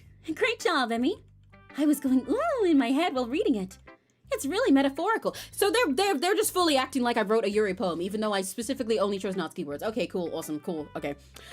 I'm not sure why, but I didn't expect you to go for something so deep. My words were 𝘆doki doki kawaii, jump, hop, bounce, bubble, bunny, kitty. I guess I underestimated you. It's easiest for me to keep everyone's expectations low. That way it always counts when I put in some effort. That's not very fair. Well, I guess it worked anyway. You know that Yuri likes this kind of writing, right? No! Writing that's full of imagery and symbolism. Sometimes, I feel like Yuri's mind is just totally detached from reality. I don't mean that like it's a bad thing, though. But sometimes, I get the impression that she's just totally given up on people. She spends so much time in her own head that it's probably a much more interesting place for her. But that's why she gets so happy when you treat her with a lot of kindness. I don't think she's used to being indulged like that. She must be really starved for social interaction, so don't blame her for coming on a little strongly. Like earlier. I think if she gets too stimulated, she ends up withdrawing and looking for alone time. Suddenly, the door opens. Yuri! I'm back. Did I miss anything? Not really. Well, we all started sharing our poems with each other. Already? I'm sorry for being late. No need to apologize. We still have plenty of time, so I'm more glad that you took all the time you needed. Yeah, we're doing 𝘆cie's. That's why she just snapped her fucking neck. All right. Thanks, Monika. I suppose I should go get my poem now. But anyway, you want to read my poem now? I like the way this one turned out, so I hope you do too. So her last poem was a continuation of Hole in Wall. This one is Save Me, but fucked up. Okay. Save me. The colors, they won't. Bright, beautiful colors. Flashing, expanding, piercing. Red, green, blue. Endless cacophony of meaningless noise. The noise, it won't stop. Violent, grating waveforms. Squeaking, screech, piercing. Sine, cosine, tangent. Like playing a chalkboard on a turntable, like playing a knife on a breathing ribcage. Endless of meaningless. delete her. Christ! I don't even know what to say about this one, which is crazy because I yapped for like a fucking hours about these. Have a very lucky day, believe me, after dead running corpse. I'm gonna end soon anyway. Because I yapped for like a fucking hour about these. But like this is, you know, it is the same poem, but fucked. It's been tarnished. So much of it is just taking little parts from each letter, and I think from each word, and it comes off kind of weird at first, like it's glitching, but obviously because of the way that she edited words here and changed parts around, it's not. It's still purposeful on Monika's part, and I think this time it's her expressing the way that she fucked up the world here, because before Save Me was like Hole in Wool is about her first epiphany of realizing her place in the world, right? And then Save Me describes this feeling, this overwhelm she's going through. Like it has those moments like what's it? Like playing a chalkboard on a... It's something else on a chalkboard, and then it's like a pizza on a turntable, I think it says. Something like that. And it describes all these things that like clash so bad and so violently in your head that you like physically can't comprehend them, so it makes you feel viscerally this like discomfort that she's going through of trying to like wrap her head around things that do not make sense, that do not work, that like just aren't comprehensible. And all of these, you know, bright beautiful colors that expand and explode, and you know, RGB being the colors that you have in a computer and everything. Just like, you know, literally taking apart the code of her world after just having her first epiphany, and it all being too much. It's like, it's too much. It hurts. It overwhelms. It's violent inside of her brain to feel these things. But here it's like her experience again now with all these little parts that, you know, it's like you can't read it. It's hard to read or get anything out of this because there's parts missing. It's all snipped up. It's like if you try to read it aloud, it's you just stuttering through it. If you try to read it for just in your head, half of the words don't make sense. It jumps so suddenly between these caps and lowercase parts. The lines don't finish themselves. It shows her feeling now because it's also the way that we feel going through all of this, you know? A knife on a breathing ribcage is horrific. Because before, like, playing a chalkboard on a turntable, again, fucks you up because your brain can't, like, put the two together. And you just know that it would sound horrific. But you know nothing else other than that. That it, like, you get this grating sound as you're, like, what you're envisioning. But trying to, like, actually picture it just doesn't kind of work without it being insane. And then a knife on a breathing ribcage? Jesus Christ! Again, horrific grating sound, like everything crashing together. But also, oh my god. Then all these just scattered words and just delete her. There's no load me at this point. She just wants everything gone. She wants each thing gone because all of this just hurts. It's overwhelming. It's horrific. Everything is clashing together. It's all going wrong. She just wants to delete it. Each thing that fucks up and makes her feel this, delete it. Ugh. Oh, Monika! This poor girl. This poor girl. All the words, I mean, even the messed up. No, yeah, and like, I can read the words too, but the point is, like, as you try to read it, you know, like, as you're reading these words, they still, like, start and fuck up in your brain, you know? Like, colors. You can tell that that's colors, but it still is just a C and then an L and then an RS. It slows the pace that you read it at. Like, you just get here. It looks fucked up. Her spacing on the word, on the page is really purposeful, you know? But God, Monika, so I think it's easy to look at this at first and just see that it's, like, fucked and be like, oh God, Monika, what the fuck? What do you mean delete her? So you did do it at Monika. But I mostly feel pity for her. Or, well, rather I feel empathy. Because she's feeling kind of the same that we're feeling, just from a different perspective. In the same way that she said, you know, I was looking out and he on the outside was looking in. Because we're experiencing this sensation, seeing everything fuck up before our eyes now, but she's experiencing that firsthand in her attempts to try and fix everything, that it keeps going like this. No wonder she wants to just delete each person or each situation that goes wrong and makes it wrong, because nothing is working and everything is making things worse. She either feels nothing or everything. Yeah, no, I know it says an endless poem. Long has it been? Like, last October since I've been in your life. Hello! Hi, Nikronos! Ah! Monika, please stop doing that. Please stop doing that. Girl, why were you looking at me like that? Considering that poem was, again, like, even more than the last one, the most obvious, literally just for us, and about her actions directly, it doesn't surprise me that she just stopped and stared at us and had to force herself to put the little fucking textbook back in front of her and be like, ha ha ha ha, I'm character, sorry, right, yeah. Sorry, I know it's kind of abstract. I'm just trying to, well, never mind. There's no point in explaining. Anyway, here's Monika's writing tip of the day. Sometimes you'll find yourself facing a difficult decision. When that happens, don't forget to save your game. You never know when, who am I talking to? Can you hear me? Tell me you can hear me. Anything? Please help me. That's my advice for today! Thanks for listening. Monika, I wish I fucking could help you. I wish I could help you more than pressing the OK button, dude. God, she's like, the Monika does so much stuff, but she's literally just a girl begging for help. God, I don't know if I want to read yours before I go today, because I said that I'm gonna end soon. But you know, I feel like I should. Okay, let's make sure that we end today with this day. Who should I show my poem to next? The only person I can. Ha ha ha ha ha ha ha ha. It really, the fact that when she asks for you to help her, it's not one of these choices, but the ones that pop up for 𝘆cie things, like saving the game. Like, she's trying so hard to fucking talk to us, but all I can do is press the OK button, because anything MC says is just more script. She can't change that. God. Hi, Yuri. I've been waiting for this. The music is fading out again. I don't like it. I don't like it. I don't like it. Stop getting rid of the music. Hey, dude, give me my music back. Oh, okay, it's fading back in again. Why? This music is made to do a perfect loop. It's not supposed to fade out and back in. Let's see what you've written for today. Yuri smiles and takes a deep breath. I like just holding it. What? I mean, the poem turned out good. It's, well, there are some things you could work on, but that doesn't really matter. It feels like anything written by you is a treasure. This, Yuri. The fucking 180 from her personality before, because she was so critical before, but in like a good way. Usually her second one, even when we were writing for Sayori, was like, okay, you're improving. Here's what I improve on. She gives you such good advice, and I find it, I love fucking talking to her. Yuri, usually her positive feelings are, yay, you're improving. Here's more ways to improve. Not, yay, you tried. That's good enough. Girl, you're discarding everything you care about. Her smile is really pretty though. Sorry, I'm so easy. That came out a little awkward. Let's move on.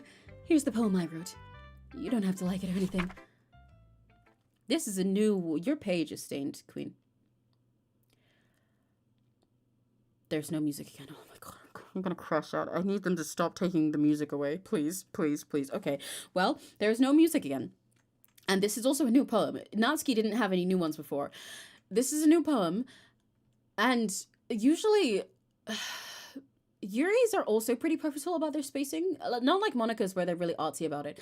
𝘆cie's have really defined lines because they're like meant to be short and sweet and understandable. Monika's are really weird about the spacing on purpose. Yuri's are written more like a normal poet would, I guess, but spaced in a way properly for the stanzas. I don't like this. It's just words. She also usually goes with a bunch of metaphors, but not all sensations. That's Monika's thing. Okay, well,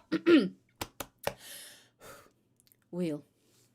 A rotating wheel, turning an axle, grinding, bolt head, linear gearbox, falling sky, 7 holy stakes, a docked ship, a portal to another world, a thin rope tied to a thick rope, a torn harness, parabolic gearbox, expanding universe, time controlled by slipping cogwheels, existence of God, swimming with open water in all directions, drowning, a prayer written in blood, a prayer written in time-devouring snakes with human eyes, a thread connecting all living human eyes, a kaleidoscope of holy stakes, exponential gearbox, a sky of exploding stars, God disproving the existence of God, a reel rotating in 6 dimensions, 40 gears and a ticking clock, a clock that ticks 1 second for every rotation of the planet, a clock that, I lost my place. A clock that ticks 40 times every time it ticks every second time. A bolt head of holy stakes tied to the existence of a docked ship to another world. A kaleidoscope of blood written in clocks. A time-devouring prayer connecting to a sky of 40 gears and open human eyes in all directions. Breathing gearbox, breathing bolt head, breathing ship, breathing portal, breathing snakes, breathing God, breathing blood, breathing holy stakes, breathing human eyes, breathing time, breathing prayer, breathing sky, breathing wheel. God. Okay. First of all, Yuri, hey. I don't think you're doing okay. Your writing is usually really well organized. You use every single word very, very purposefully. You do not let a single word be accidental. This is such a clear flow of consciousness just onto the page, and it's really fucking out of character for Miss Girl who thinks so purposefully about every single writing tip. I really don't like her giving this immediately after saying she doesn't care how good her writing is. I'm also concerned about the stains. Hey, Queen, hey, what's up with that? Anyway, poetry analysis. The fuck is the poem? I can't fucking breathe how bone chilling it is. Right? It's insane. Like I mentioned, God, I hate that there's no music still. like I mentioned that Yuri and Monika, they're kind of, you know, furthest onto like the abstract and like quote unquote high level writing out of the group of 4 or 3 in this case, you know. But they have very different styles because Monika's are really abstract in the sense that they're like very autistic. She tries to make you like viscerally feel something and limits her words a lot actually, and focuses more on like their placement and how it looks and stuff, how to like physically make you feel while reading it, which I think is really cool because it's like that's all her way of reaching out to you, you know. Those are things that you like, it's not just what you look at on the paper. She wants to make you feel something in reality because she's feeling all these things that she shouldn't be feeling. For Yuri, hers are written often more like stories. She likes metaphors and stuff, so it is abstract in the sense that it doesn't just directly tell you something like Sayori's or Natsuki's, but they're not abstract in like that art way, in like the way that it's a visual or physical art. She likes to tell you something she's feeling, but phrase it more like a little story and just pick a metaphor to stick to for the whole thing. Like Ghost Under the Light being, you know, phrased about this the goat. Yeah, Natsuki's my goat. About this ghost under a streetlight, flickering before the last street lamp dies away, and the raccoon being about, you know, these like darker tendencies or habits of hers that she's ashamed of, but for like written about somebody, like written as if it's somebody sitting there inviting a raccoon into their home to eat bread all the time. This one is like just God, it just goes. It just goes. She didn't organize any of it. It just starts and keeps going until her feelings are out. So she always uses poetry to express her inner feelings, right? And that's always a thing about her. That's part of why she differs with Natsuki, because Natsuki tries to express a concept of feeling, but she does it specifically so people can understand it. Like she wants to tell you something directly. She always has a point, like with Eagles Can Fly, you know, or with Amy Likes Spiders. There's always a clear point, a clear moral and everything. They're meant to tell something to you, to communicate to you. Whereas Yuri's are meant to express herself and get her own feelings out. And also, if you happen to understand to them and connect to them in your own way, that's what she wants. And this sure is doing that. She sure is expressing herself. But God, the song popped into my head. I'm laughing and crying. It feels like I'm dying. Yeah. That's from a Pity Party by Melanie Martinez, right? I get what you mean. It has a lot of that same feeling that's there, of just everything happening at once. Monika said a second ago that Yuri is easily overstimulated, I suppose, but not overstimulated in just the sense of like, oh, things are a little, you know, too much, like normal autism overstimulated, but that she's lives so much inside of her own head and inside of her books that she gets lost in, where there's like so much going on there, but she's kind of forsaken people a little bit, or at least in the past, or not the past because it doesn't exist here, but before, when we had Sayori and things were more normal with Yuri, it's like, you know, she dives into her own fantasies and inside her inner world, and that's why she struggles with talking to people and likes, you know, when someone actually wants to take part in it and she gets lost in her rambling. But her point is that she's trying to connect more with people a little bit, and she does that by bonding with Natsuki and meeting her in the middle and then like stepping out of her shell a little bit further. Now it's just that she's only in there. Like Monika said, Monika didn't say we were drawing her out of what she is. She said we were indulging her. We were just feeding into her little world inside of her brain, where she lives all inside of her head, all inside of her fantasies, all inside of her books. People don't talk to her. People think she's weird, so she just dives entirely into it, in a world that's got so much more going on than there is outside. And God, this really expresses that. It like vomits it all up onto the page. Maybe that's what the fucking stains are. No, it's not, because it would be way nastier if that was the case. But it like literally just vomits up all of her feelings all at once. And I think, like with Monika's, you can like really fucking feel this. It's not just scary because of the words that are used, but like you can feel all these things, because none of this makes sense for half of it. Except sometimes it does, but then it doesn't. It's constantly like oxymoronic sentences that just like it starts off with these specific things, but going through them so fast and all this stuff just means you can just like feel them and see them for a sec, and then you've got to change. Like you can't keep up with her feelings right now. It really horrifically captures whatever it was she was feeling before, when she, you know, split on Natsuki, and when she freaked out and had to leave our book reading because she was overwhelmed. She was like running out of breath and everything. She just feels so much and so heavily that it like explodes out of her like this. You can't keep up with these things. It's each of these emotions, each of these things flashing into her mind from every single fan she has all at once. And oh God, it's like really, I kind of relate to it in a way. Like this is what it feels like to have a fucking meltdown about something like this. About feelings this heavy about someone or something, or just like I kind of relate to it in a way that like I find horrific, because it's not something that I usually want captured. It feels like someone just like reached into my fucking guts and poured it out onto the page, you know, like with their bare hand. All this stuff like a rotating wheel, turning an axle, grinding, bolt head, linear gearbox, falling sky, 7 holy stakes. You just see each of these images go past so fast, you know? It feels like a fucking sequence of the world ending in a movie where they're just showing you each shot in order to like really shock you and make you have a fucking breakdown, dude. A portal to another world, a thin rope tied to a thick rope, a torn harness, parabolic gearbox. Like you can see each picture in your head. Expanding universe is like, whoa. Time controlled by slipping cogwheels. Like I can't even take the time to analyze each line because you just feel them and they're gone. And they all like layer up onto each other because you never get a second to break from this and take like one part of it as a section and then another as the next. It's just all building onto each other. Time controlled by slipping cogwheels really fucks with me as well. Like time, you know, controlled by cogwheels in a way that's going specifically organized, but it's just all falling apart. Each moment is blending together, or it's getting faster or slower. They're all slipping apart. Her whole sense of order is going wrong because all of her feelings are suddenly so much. They're so much. And she can't, like, you know, she's rushing between everything she does. She doesn't care about sitting and going through her poem and taking time with anything. She can barely take the time it takes to read like one paragraph of her book with us. Existence of God. Crazy to drop in there. Swimming with open water in all directions. Drowning. A prayer written in blood. A prayer written in time-devouring snakes with human eyes. That line is fucking insane. A prayer written in time-devouring snakes with human eyes? What? What? Girl, what? Horrific. I love how it just like throws you off there. You're like almost understanding it and then it's just gone. Exponential gearbox. A sky of exploding stars. God disproving the existence of God is raw as fuck as well. It's like from that point your brain's just exploded, you know? There's nothing, like, everything is contradicting itself. A wheel rotating in 6 dimensions, which you also can't comprehend because it's not how dimensions work. 40 gears in a ticking clock. A clock that ticks 1 second for every rotation of the planet. A clock that ticks 40 times every time it ticks every second time. It also fucks me up. It's like, it almost feels like Monika's, right? Where she's discovering something real, but it's not. It draws itself back in. She doesn't, it's not her thinking beyond the universe. It's just that her feelings are overwhelming. She's going insane as she fucking writes this, dude. A clock that ticks 40 times every time it ticks every second time. It's like her trying to grasp everything that she feels and how it's just all so much. She's thinking so much. All of it is overlapping and crashing into everything in this horrific, awfully dissonant crescendo. A bolt head of holy stakes tied to the existence of a dock, not even just tied to the existence of a dock ship to another world. This also, the stuff she talks about a portal to another world, and this is really accurate to what Monika was said about her diving into her different world rather than being here. A kaleidoscope of blood written in clocks, a time-devouring prayer connecting to a sky of 40 gears and open human eyes in all directions. Breathing gearbox, breathing bolt head, breathing ship. Everything breathing, it fucks me up too. Breathing portal, breathing snakes, breathing God, breathing blood, breathing holy snakes, breathing human eyes, breathing time, breathing prayer, breathing sky, breathing wheel. Especially after the night we had before, like the image of all of this stuff and then every single thing breathing, like it feels like you're running out of breath as you go through it. Just like every single thing in the world hyperventilating is, oh, it feels horrible. I love it. Fucking peak. Okay, anyway. As usual, I'll read it through one more time clearly before we go talk about it with her so that our brains are fresh. Wheel.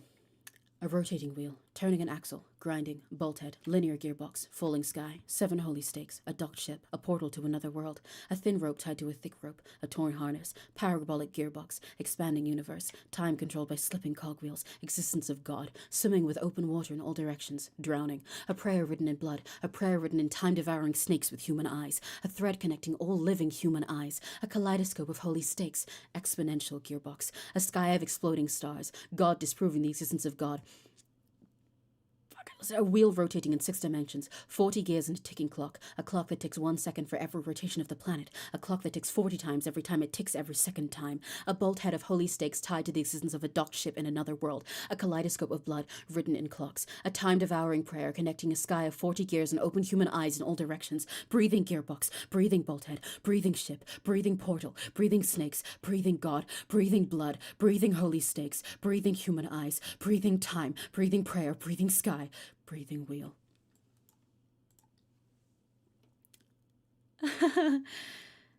It doesn't really matter what it's about. No, I think it does. My mind has been a little hyperactive lately, so I had to take it out on your pen. What?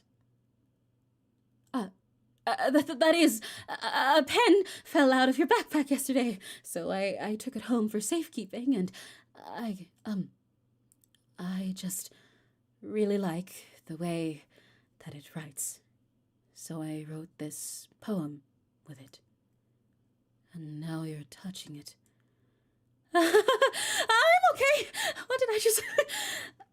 can we pretend this conversation never happened? You can keep the poem, though. I don't think I do want to read it! You have unlocked a special poem. Would you like to read it? Sure.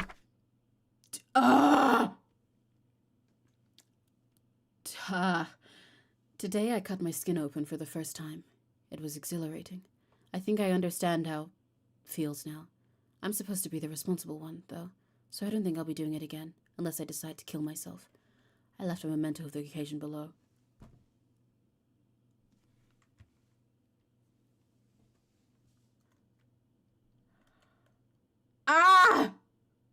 Sorry, I knew this, like, existed. I've read this before in the past, but I haven't refreshed on this fucking poem in ages. So I'm just, like, sitting here with my jaw dropped because I forgot how it fucking feels. Oh my god. I forgot that that's what the words were written here. I knew there was this poem here, and it's not necessarily even clear that if it's written by Yuri or Monika. I think it's probably Yuri, but I don't know.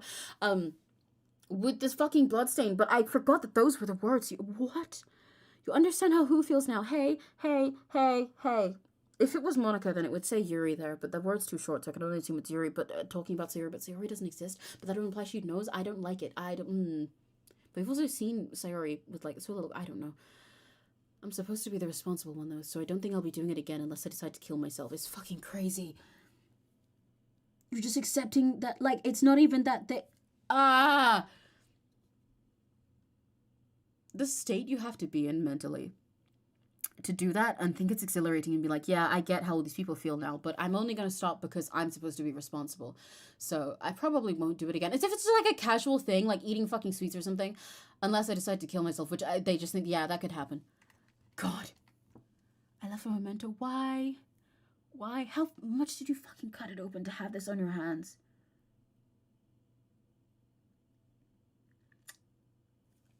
God.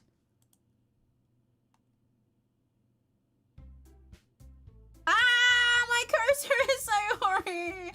I'm glad I at least made you guys able to see the cursor. Hey, Monika, can you fix this? If I put it on your finger, can you fix it? Can you fix this if I put it on your finger? Can you fix this if I put it on your finger? Hey, if I put it here, can you hold this? Can you hold on to this for me? Okay, everyone. We're all done reading each other's poems, right? I'm gonna stop here for now. Because, I needed to stop for today soon anyway. Oh, my mouse is fixed. Okay, she did fix it. Thanks, Monika. I needed to stop soon for today anyway. And usually I stop by the time we get to our next poem writing. But today, this day in Cayman real life has gone very strange. Okay, cool, awesome, fun, awesome, cool, yay. God, I don't have really much of a wrap-up to say about this because I've said a lot of things already. We will play more of this next week, though. It will be our Monday game again. I don't think I should be... Actually, it might be on Tuesday instead of Monday again because I'll be at con this week. But we will continue next week. We might be able to finish the game next week. I'm not sure. It'll either finish next week or we'll finish later in the week, like we'll do 2. But that is all for today. Hi, Monika. Yeah, what we need to go over today is that I need to wrap up my stream. Let me, you know what? I'll let you guys see the virtual desktop and everything before we go. Hang on. Oh my god. Well, we had a little bit of our 𝘆cie time before she, like, you know, snapped her neck and exploded. That wasn't very fun. Yeah. Oh, I've got pictures. I need to be careful about this so you guys don't see spoilers. I think it's just our poems, though. The poems and the special poems, right? I'm trying not to spoil anything here because I've unlocked stuff from my past things. Yeah, we can see the special poem right here. Awesome. Cool.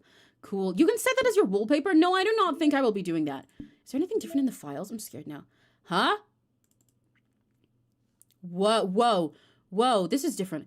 Happy Thoughts was there last time, and Traceback was there last time after Sayori died. But these were not here. Can you hear me? .text. Wait, I want to put the music back on. I want to listen to Sayonara again. I really like this track, honestly, even though it's really fucked. There's a little devil inside all of us. Beneath their manufactured perception, their artificial reality, is a writhing, twisted mess of dread, loathing, judgment, elitism, self-doubt, all thrashing to escape the feeble hold of their host, seeping through every little crevice they can find, into their willpower, starving them of all motivation and desire, into their stomach, forcing them to drown their guilt in comfort food, or into a newly opened gash in their skin, hidden only by the sleeves of a cute new shirt. Such a deplorable, tangled mess is already present in every single one of them. That's why I choose not to blame myself for their actions. All I did was untie the knot. Thanks, Monika! I mean, she's right. I did talk before about how every single the part of the reason the characterization in this game is so fucking good to me is because even when the things are normal at the start, in the very first poems, you can see traces of each of the issues that they will have. But Monika, what do you mean you untied the knot? What the fuck is this one? I hate this. I can't do anything! Nothing! No matter how many times you play, it's all the same. It would be really, really easy to kill myself right now. But that would mean I don't get to talk to you anymore. All I want is for you to hate them. Why is that so hard? Oh, did you get ads then?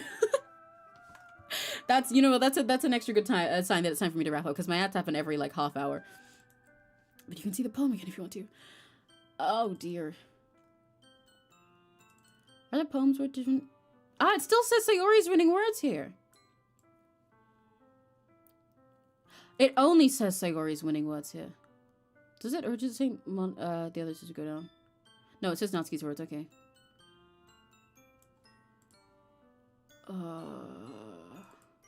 There's my saves.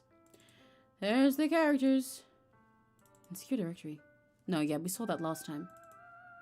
Backup. Oh, we've got a whole bunch of new things in here, in the internal stuff. What? What the fuck is all this? Oh my god. Okay, hang on. There's a whole bunch of new shit in the files.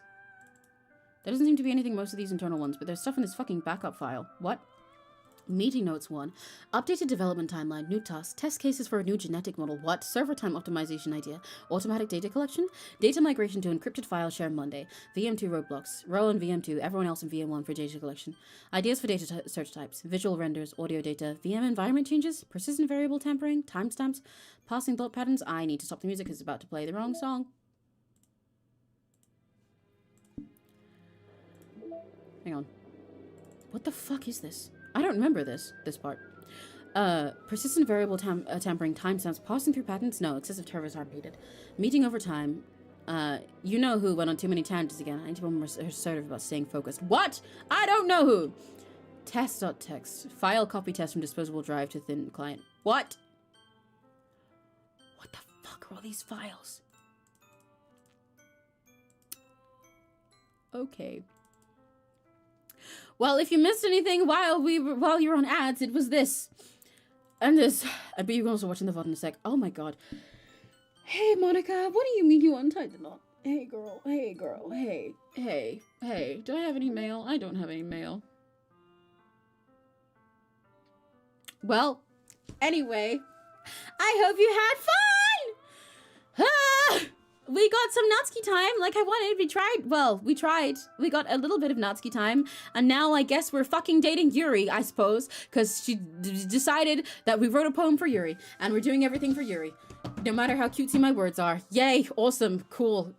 Hello, Miss Emmy. Hello, you came just as I'm about to end, actually. I'm very sorry, but I hope you're having a very lucky day anyway. Oh my god, dear god. Thank you guys for hanging out with me and playing again. Like I said, I will play this again next week, where I guess we'll get through some more time with Yuri, ? Hey girl, please let me talk to 𝘆cie again. That's my best girl. I've been waiting so long to have these dates with her because I dated Yuri before. Please.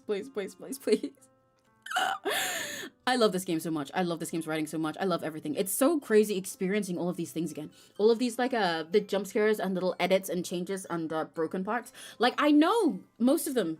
If not all of them. I know pretty much every single thing that can happen and that is there. I've just, like, not experienced them in so long that it throws me off still hitting them now. I almost forgot what it feels like, you know? It's kind of crazy. It's really wild to go through it all again. And see it still affect me and, like, think about it all while also knowing the way that it ends. It gives you a whole different experience that I think is equally beautiful. God! But yeah, I'll be playing it again next week. Probably on Tuesday, even though Monday is usually our gaming day, because since I'm away for the con, I don't think I'll be back in time early Monday. But if I can make Monday, then I will let you guys know. But I'll schedule the stream for Tuesday, I think. Otherwise, I will see you guys, next week. If I get a few minutes more, maybe I'll hop on for Zatsu, but I do not think I will because I'll be off to go to... No, do not play that music. Do not play that music. I will be off to go to that con that I'm going to.